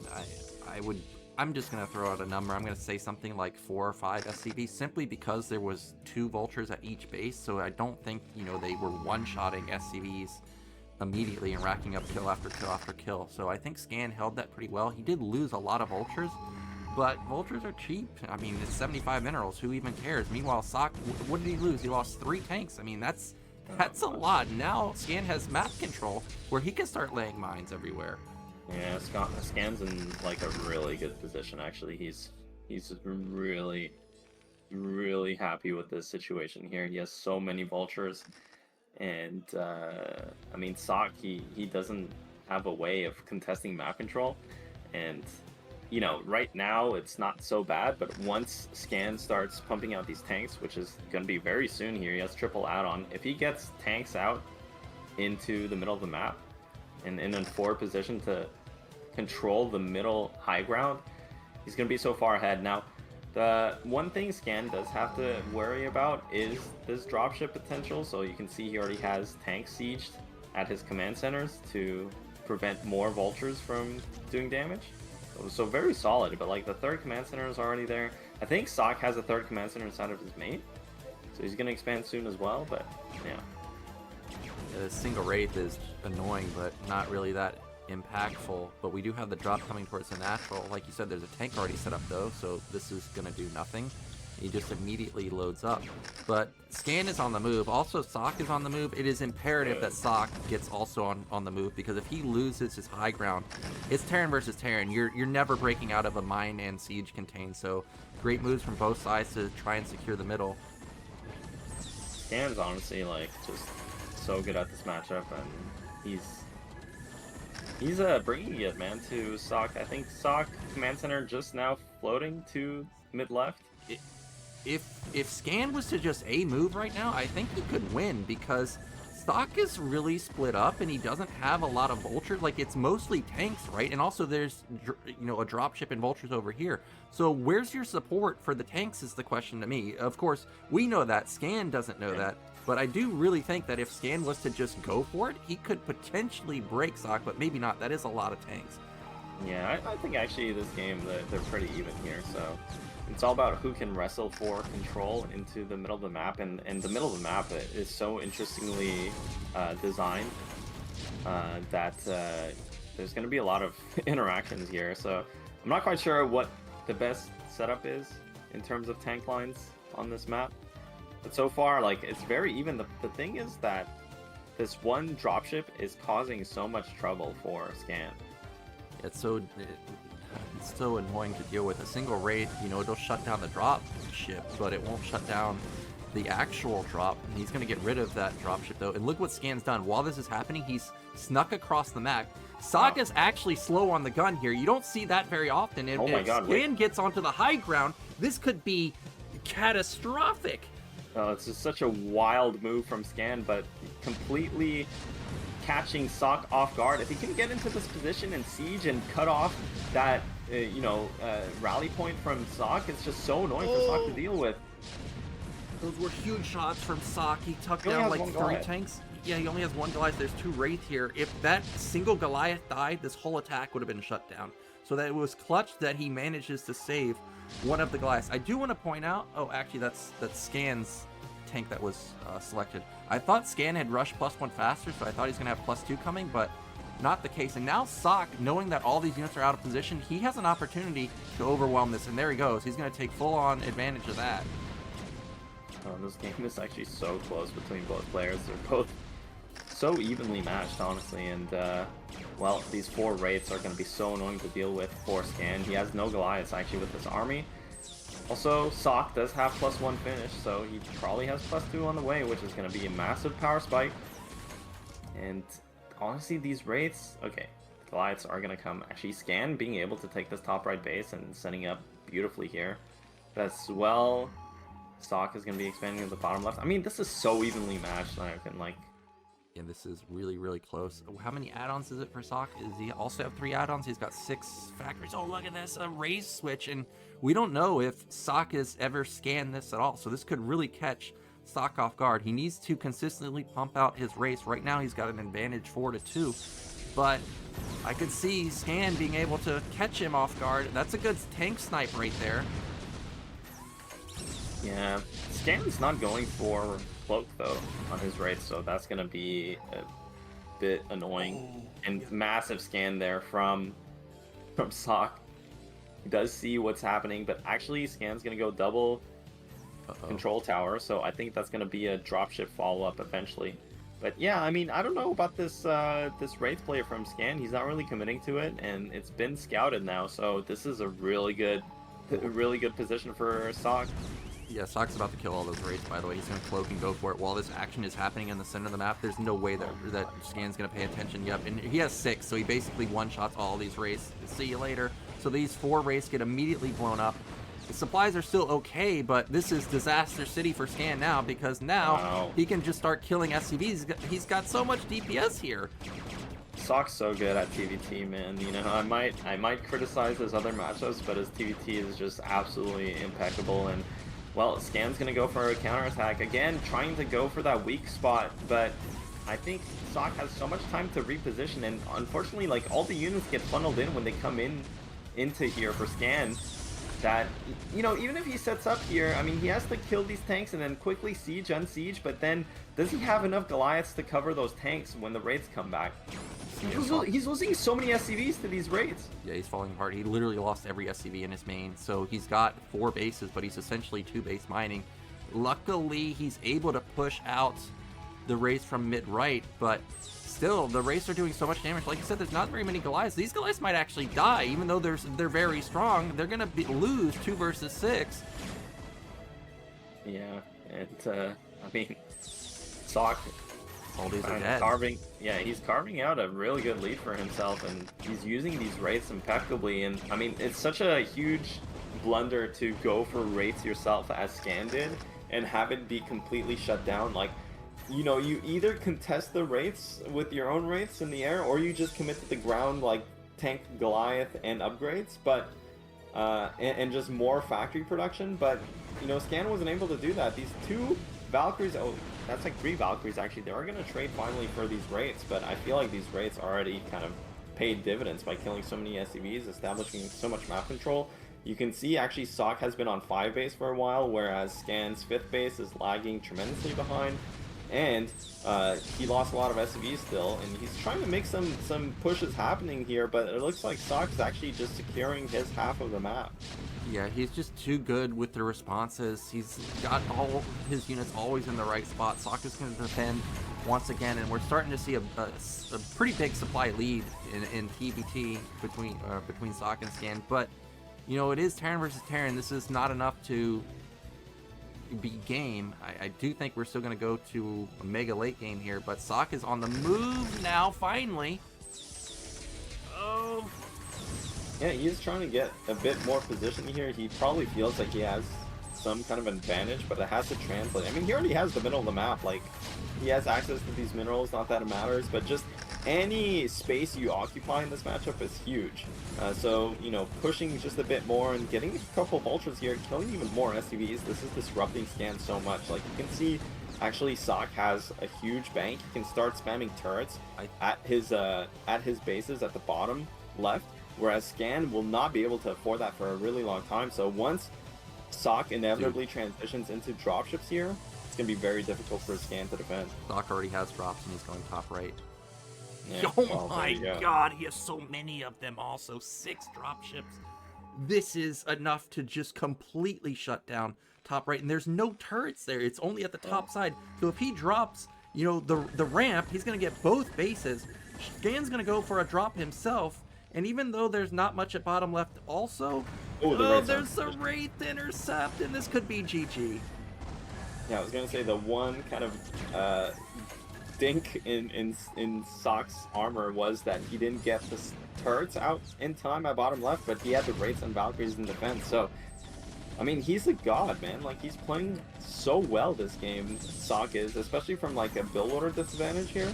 Just such an incredible, like, just such a great TvT player, man. It's insane to me. Yep. Scan, he had a great opener, but unfortunately, this is why I always talk about Ssak. I mean, there's no one better at TvT. It's not even a question. He's just so good at it. He out-expanded Scan, who went with a gasless opener. His 4th base was at the same time. His 5th and 6th base were both faster. He's had better unit comp the entire time. He didn't even build very many vultures. He just has somehow able to afford tanks and Goliaths and race nonstop. Now he's got another drop. He said, you know what, I don't want just top right. I want mid right also. But he could also just hook around to the main if he wants. Yes. Ssak just has such a clear picture of the matchup in his head and just plays it so beautifully. Again, Ssak just such a great player in this matchup. Again, his other 2 matchups aren't at this level, but whenever he gets a Terran, man, and it's just kind of heartbreaking because I think Scan had everything he needed to win this game, but just kind of fell apart, especially on that transition from the 2-port. And once the Wraiths got inside of his main, killed all his SCVs, well, killed his Wraiths, then killed his SCVs, like, there's no coming back from that. Yeah, just way too much damage. What's always so impressive about Ssak, when you watch him play, like, he goes into the mass tanks like he did, but if you try and replicate that, you're going to get a move, because you just don't have as much stuff as he does. You don't ever have the good position that he has. He's always reading where you are all the times. Obviously, the mines gave him good intel on that, but well done from Ssak. He avoids elimination. Unfortunately for Scan, coming into the day, I was looking at the group. I was like, dude, this is just such a deadly group here. He's going to be eliminated. Yeah, unfortunate there for Scan, but, there's always next season. So, Yeah. there's always the next season. Always next season, but hard to get in, man. They're going straight to that point where I was talking about. You think they're listening to our stream? I mean, they might have. This was obviously the game-changing move, because he kills, like, I don't know, 20 workers, something like that. And then on top of it, Scan loses so many units right here to just, I think it ends up being 6 tanks, because you can see at the rally point, Ssak immediately reinforces. Yeah, just a bit unfortunate there for Scan, but his transition was kind of lacking. I mean, when you want to contest your opponent's rights, but you don't have cloak yourself, and you don't have a control tower getting cloak for your own rates, it kind of shows how your transition wasn't really thought out, or it's not so smooth, because you definitely want cloak in the Wraith versus Wraith fight, inevitably anyway. Like, the advantage it gives you in terms of engagement, I mean, Ssak demonstrated that beautifully. If you just cloak and send them in, and your opponent's not looking straight at it, you can get so much value. Indeed. Well, this does set us up for the final game of the day. It will be Ssak versus Bisu, but of course, before that, we're going into a break, so we'll see you soon.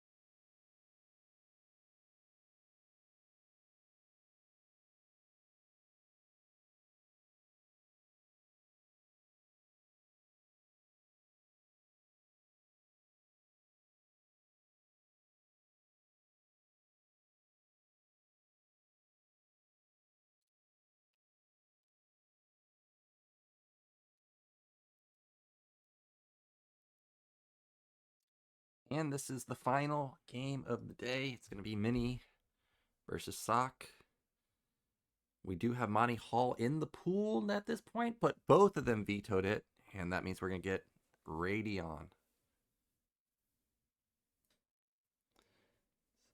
So we saw Radeon yesterday between Rain and Queen. That was an epic game. I feel like this is a good map for both players here. I think Protoss is pretty strong on Radeon, but if Terran can get a good spawn, if he can get vertical spawns, I think it could be a good sign for Ssak. I really do think Sakk's gasless expand in TVP is really good, so it's fortunate that he's got a good map like Radeon. I think he'll be able to get away with it.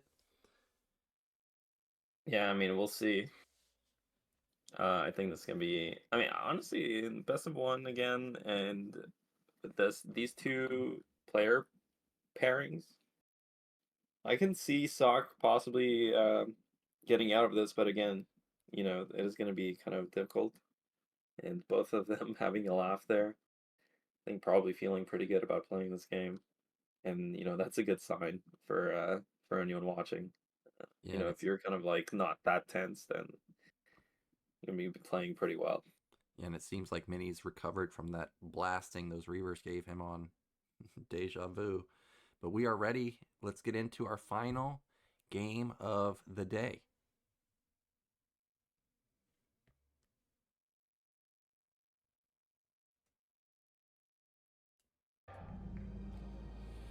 Okay, and in the top right, we do have Mini, whereas in the bottom left, we do have Ssak.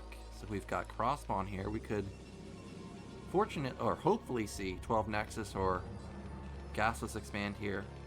Weren't you telling me last season after JYJ held that forward gate with a 14 CC that we were going to see 14 CC? But where is it, man? I haven't ever seen it since then. 14 Command Center is Chadley, man. It's like a great build. I think against Mini, it's a fantastic build. Mini is like very likely to go something like a 12 Nexus on a 4-player map. And, you know, you see this cross spawn here. That'd be really good for him already. The fact that it's not a forward gate, for me, just kind of makes me think this is probably going to be 12 Nexus. Do you think it could also be 12 Nexus? We haven't seen additional... Have we seen additional probes queued up? No. Yeah. Oh, we did see... Okay, sorry. I was looking at chat. And it looks like...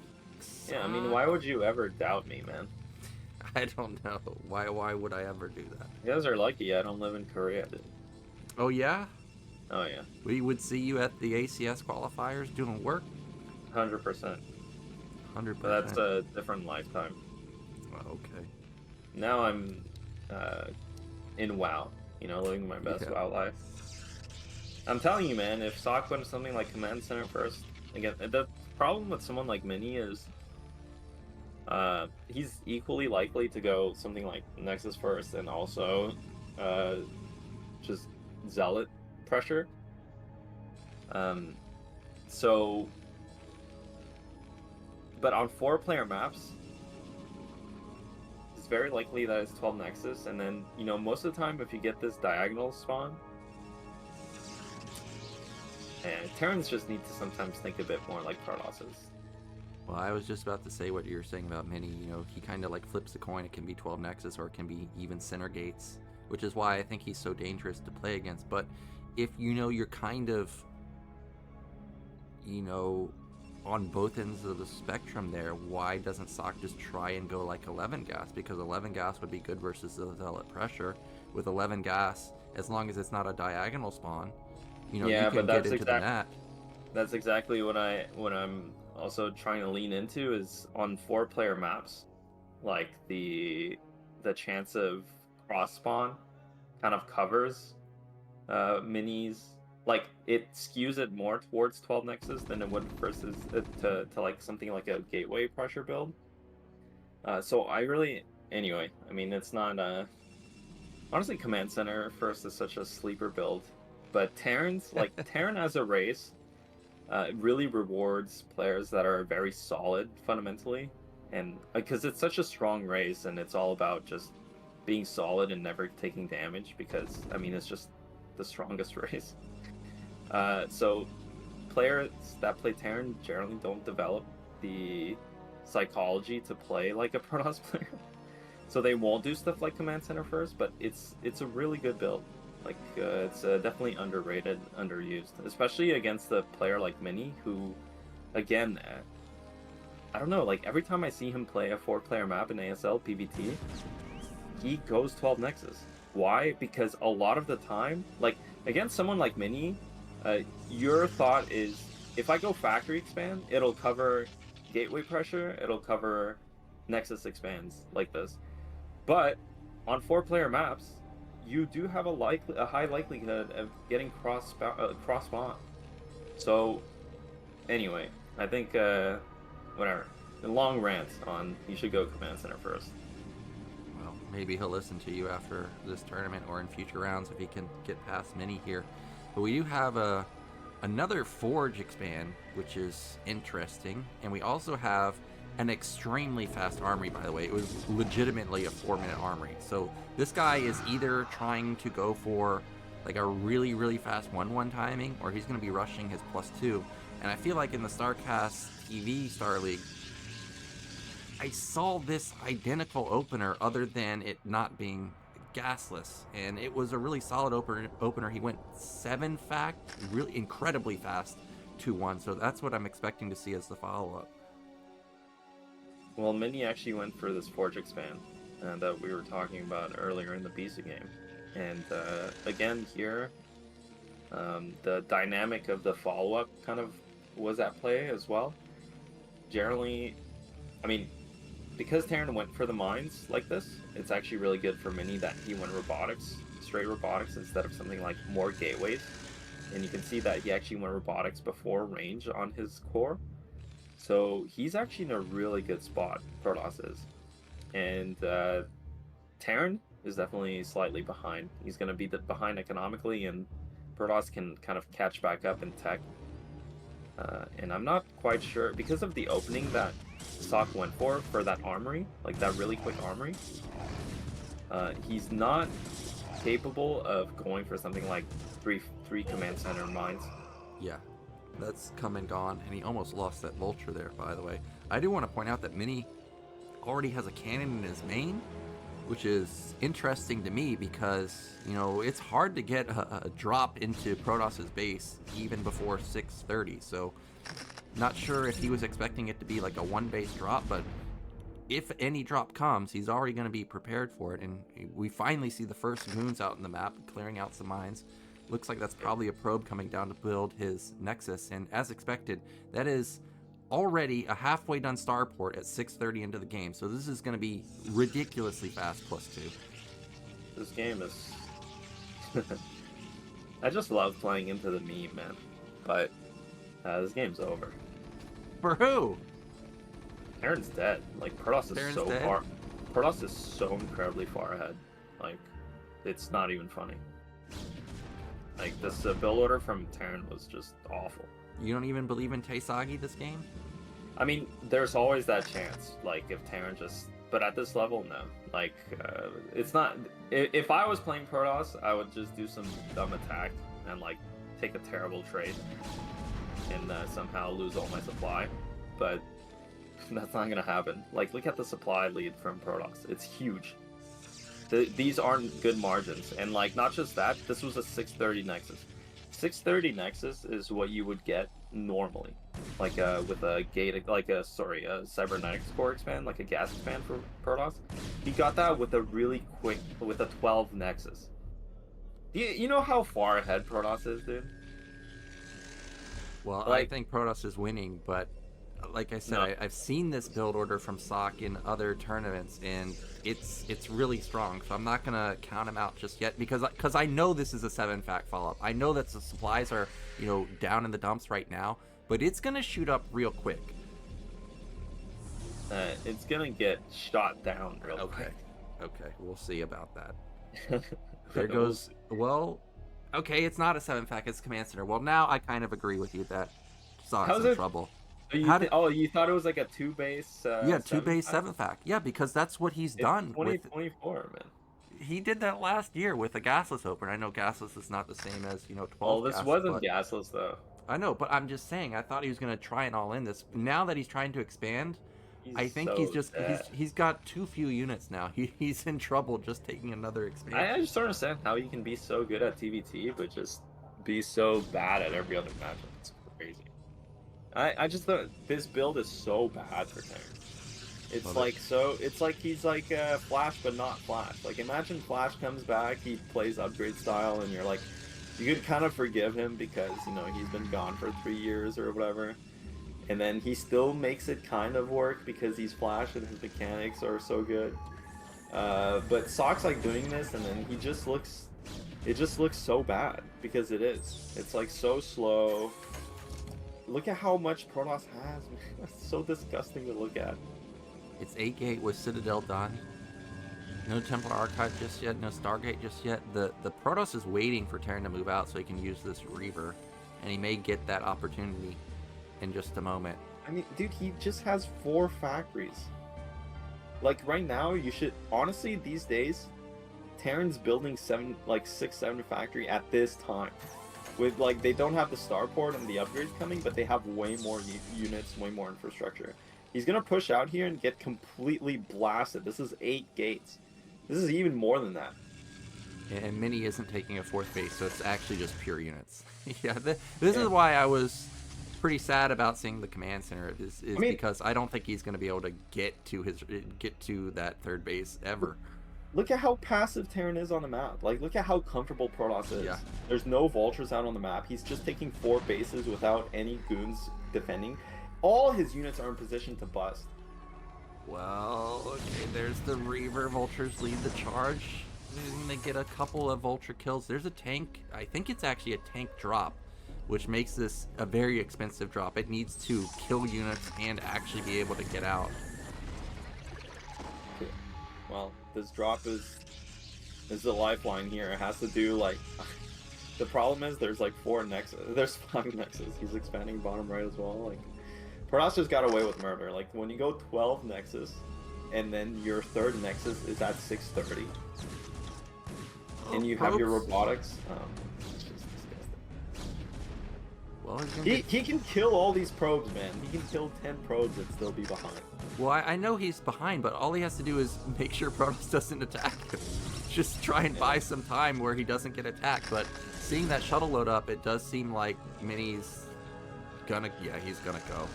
What is Terran? Terran has +2, but half of his units are split up. This is, well, okay, the wall kind of prevents a lot of the units from getting in, which is nice. For now, at least. Yeah, I mean, these upgrades are sick for Terran, though. 2-1 at this time. Reaver's gone. Okay, that didn't go terribly for Ssak. He lost almost only vultures and just a couple of tanks, but these goons are still going to shut down the 3rd base, also getting a lot of SCV kills now. 50 supply lead almost for Mini at this point. Drop? Yeah. I mean, that was really good for Mini as well. He only traded Zealots there, so yeah. beautifully. You see this really good Protoss players, they're so good at this. Keeps all the goons alive, just sends in the Zealots, trade for tanks. Of course, it's not the most efficient supply trade, but he's so far ahead economically. This is what he needs to do, just trim the tank count. This is exactly what Upgrade Terran has struggled with in the past. Yeah, they have a lot of upgrades, really strong units, but their economy is so limited, their production is so limited, that Protoss can just take terrible trades and still come out ahead. And you can see, look at how hard it is for Terran to take this 3rd base. That's why these days we see a much slower starport, much slower upgrades, and just way more Terran units, because they can take 3 bases and 4 bases so much more reliably. But here, he's just clawing to get to this 3rd base. Of course, if he can get it in time, it's really good. But the longer it takes, Terran's kind of getting close to mining out the main eventually, the natural, and Protoss, I mean, just needs to keep trading. Okay, that wasn't actually a 5th nexus, so, I mean, honestly, Ssak is doing okay, but he's still floating at 100 supply, 13 minutes into the game. Yeah, he needs to not take any damage to this attack somehow. He does have the powerful 2-1, but by the way, Mini has 1-1 already, so he also rushed upgrades because of his straight up forge opener. Clearing out all the mines. Where's the shuttle? Okay, Reaver unloads, and it's going to get off a juicy shot there. Is there Goliath? No, there's just way too much stuff. There's way too much Protoss. So many goons left over. That shuttle was sick. That shuttle allowed this position to get completely smacked. And that's it. I mean, that's the game. Protoss is gonna just deny this third base here, and then Terran is still only on 80 supply. He is only on 6 factories, when he should be on 8 factories at this point. It's just completely over now for Terran. Econ's just too bad. He's gonna try and harass top left, but who cares that? That's one tank. It's not gonna. The pros probably win this battle, even with the vulture supporting him. Yeah, I mean, the upgrade timing is kind of insane. Like, can't believe at 11 minutes you can have 2-1, but yeah, you also just have no units. Yeah, well, I mean, he had no units because he built another command center off of 3 factories. Okay, he needed that like 2 minutes ago, and that could have been, dissuading Mini from attacking, but it's a little too late now. Yeah, he needed Mini's keyboard to just unplug itself a couple minutes ago, and he would have had a chance. Has he even killed a single shuttle here? It feels like it's just always hanging around, even though there have been a couple Goliaths here and there. Yeah, I don't think he has, actually. That's crazy. I mean, it's fine. Protoss was so far ahead. It's like just from the build order alone, and not even like variants like it was 12 Nexus cross map. No, because Mini actually went for something like a Forge build, but honestly, Sakk's build was just awful. It was really, really bad. Like that, there's a reason people don't really go for this kind of on replay anymore, and especially not if they go for something like 12 Nexus. Like and Protoss ran away with it. Like, if you 12 Nexus, you kind of expect Protoss to get their 3rd Nexus post 7 minutes. But he got it at 6:30. Like, that's the power of Nexus first.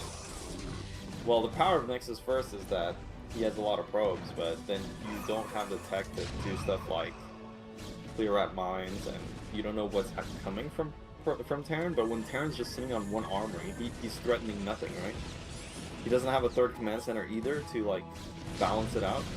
It's just a really bad opening from Ssak. Well, we're gonna see the GG in a second. That command center died. Main's mined out. He's transferring SCVs to their death. He's still microing the shuttle because this is just what Mini does. He just flexes on you. I think we're gonna see a money storm at the bottom right, and there it is. Get out of my game, Ssak. And there he goes. Dude, Money would be such a sick gamer tag.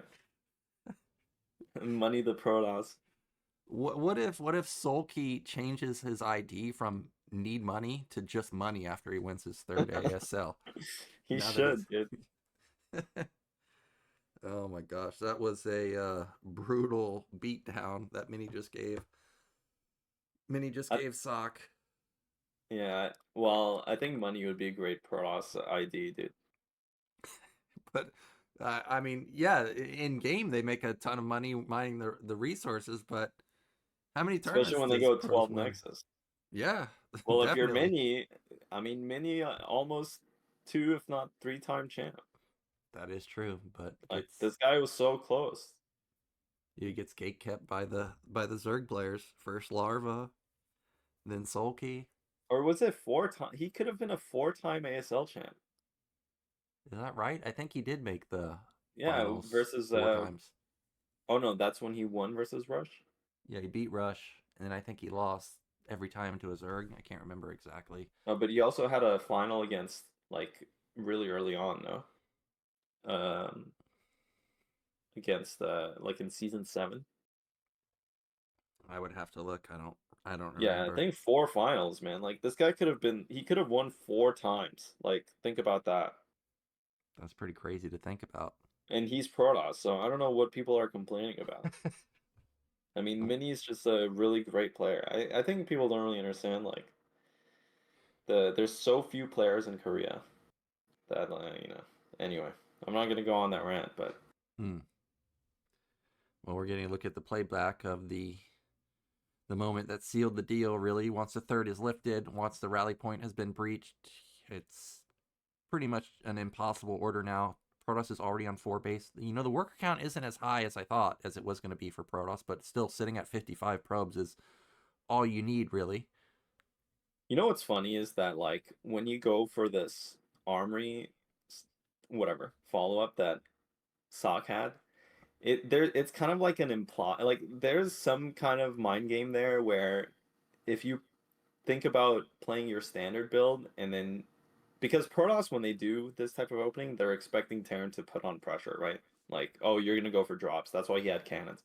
But actually like Mini literally defended like he had everything. He had cannons in his main, he had 3 gateways, right? So he wasn't cutting any corners, and he was still ahead.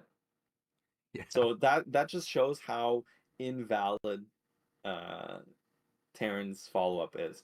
I think you can go something like that if you have like a gases expand of your own. But if you're on factory expand, like factory expand into armory is just really, really outdated. At least in the way that he that Ssak did it. I mean you can still, people still open like factory armory, but they also don't go for like a starport. And they don't go like super passive like that. They'll just go 1-1, whatever, etc. But anyway. Well, yeah, I mean, Sock's whole build relied upon not being attacked and hitting 3-2 as fast as possible, because after he built the third command center, I mean, that's all he's playing for. He's not playing for a 2-1 timing anymore.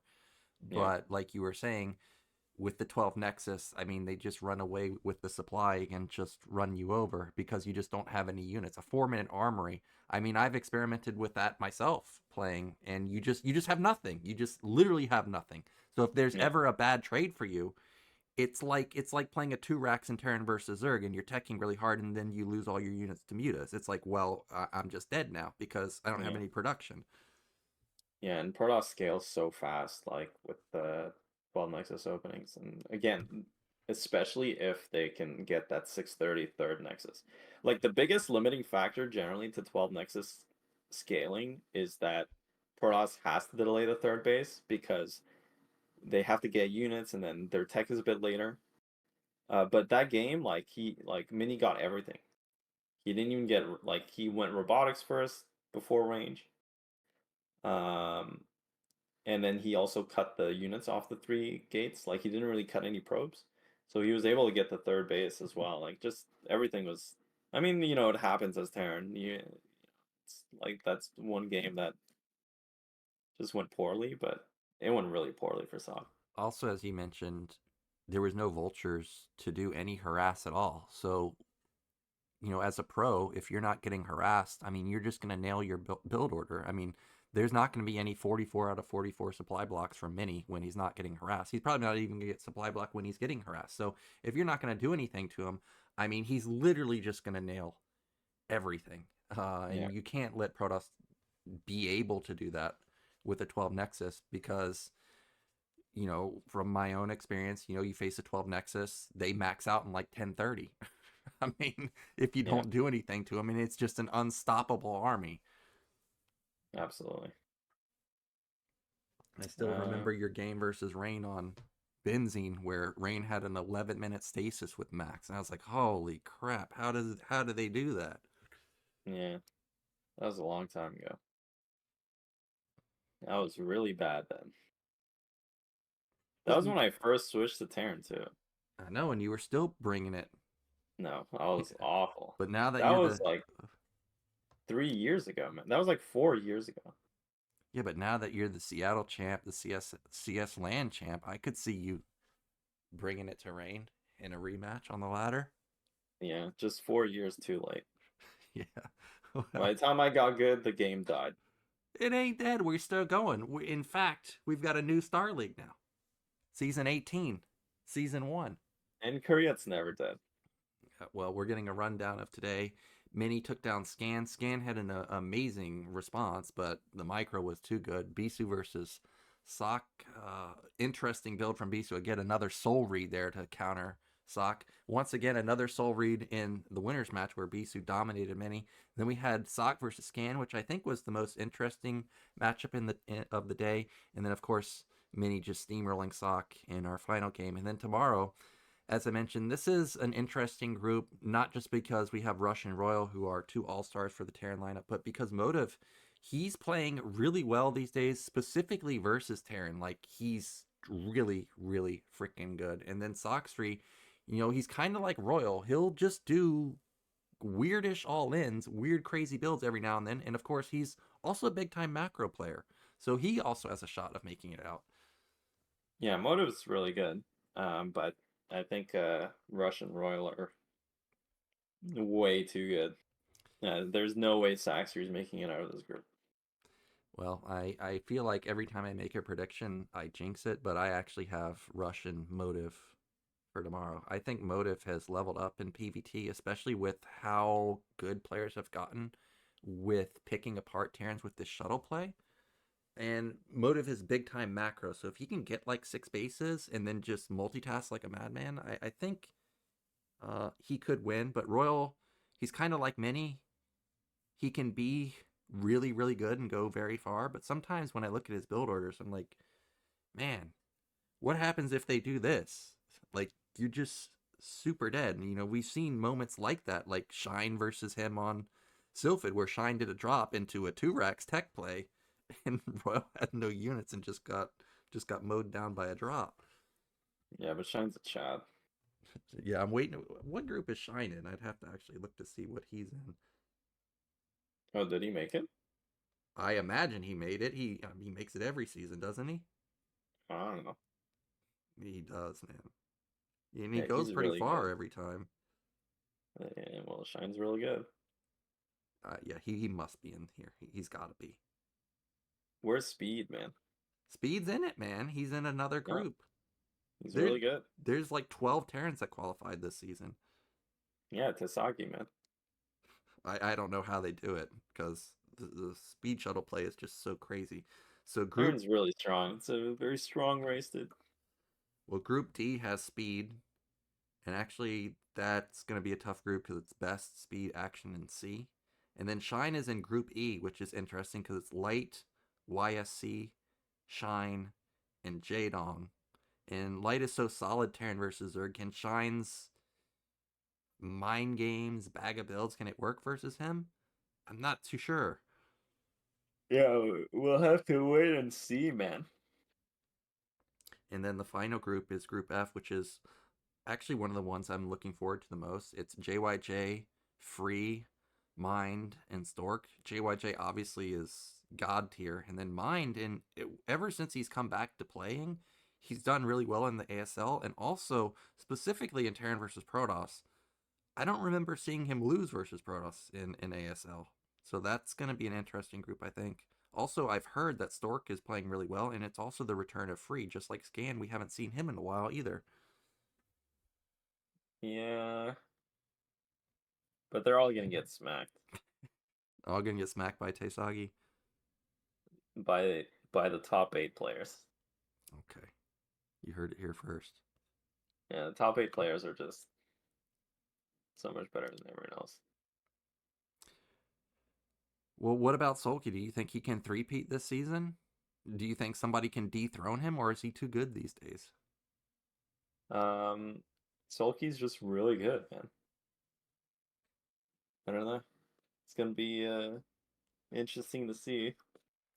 A lot of people really do think Sulky's going to three-peat. In fact, I think Artos has also made the prediction that Sulky's going to three-peat. So, by default, that means he's not going to win because Arto curse in full effect. Sulky's gonna be better than Flash.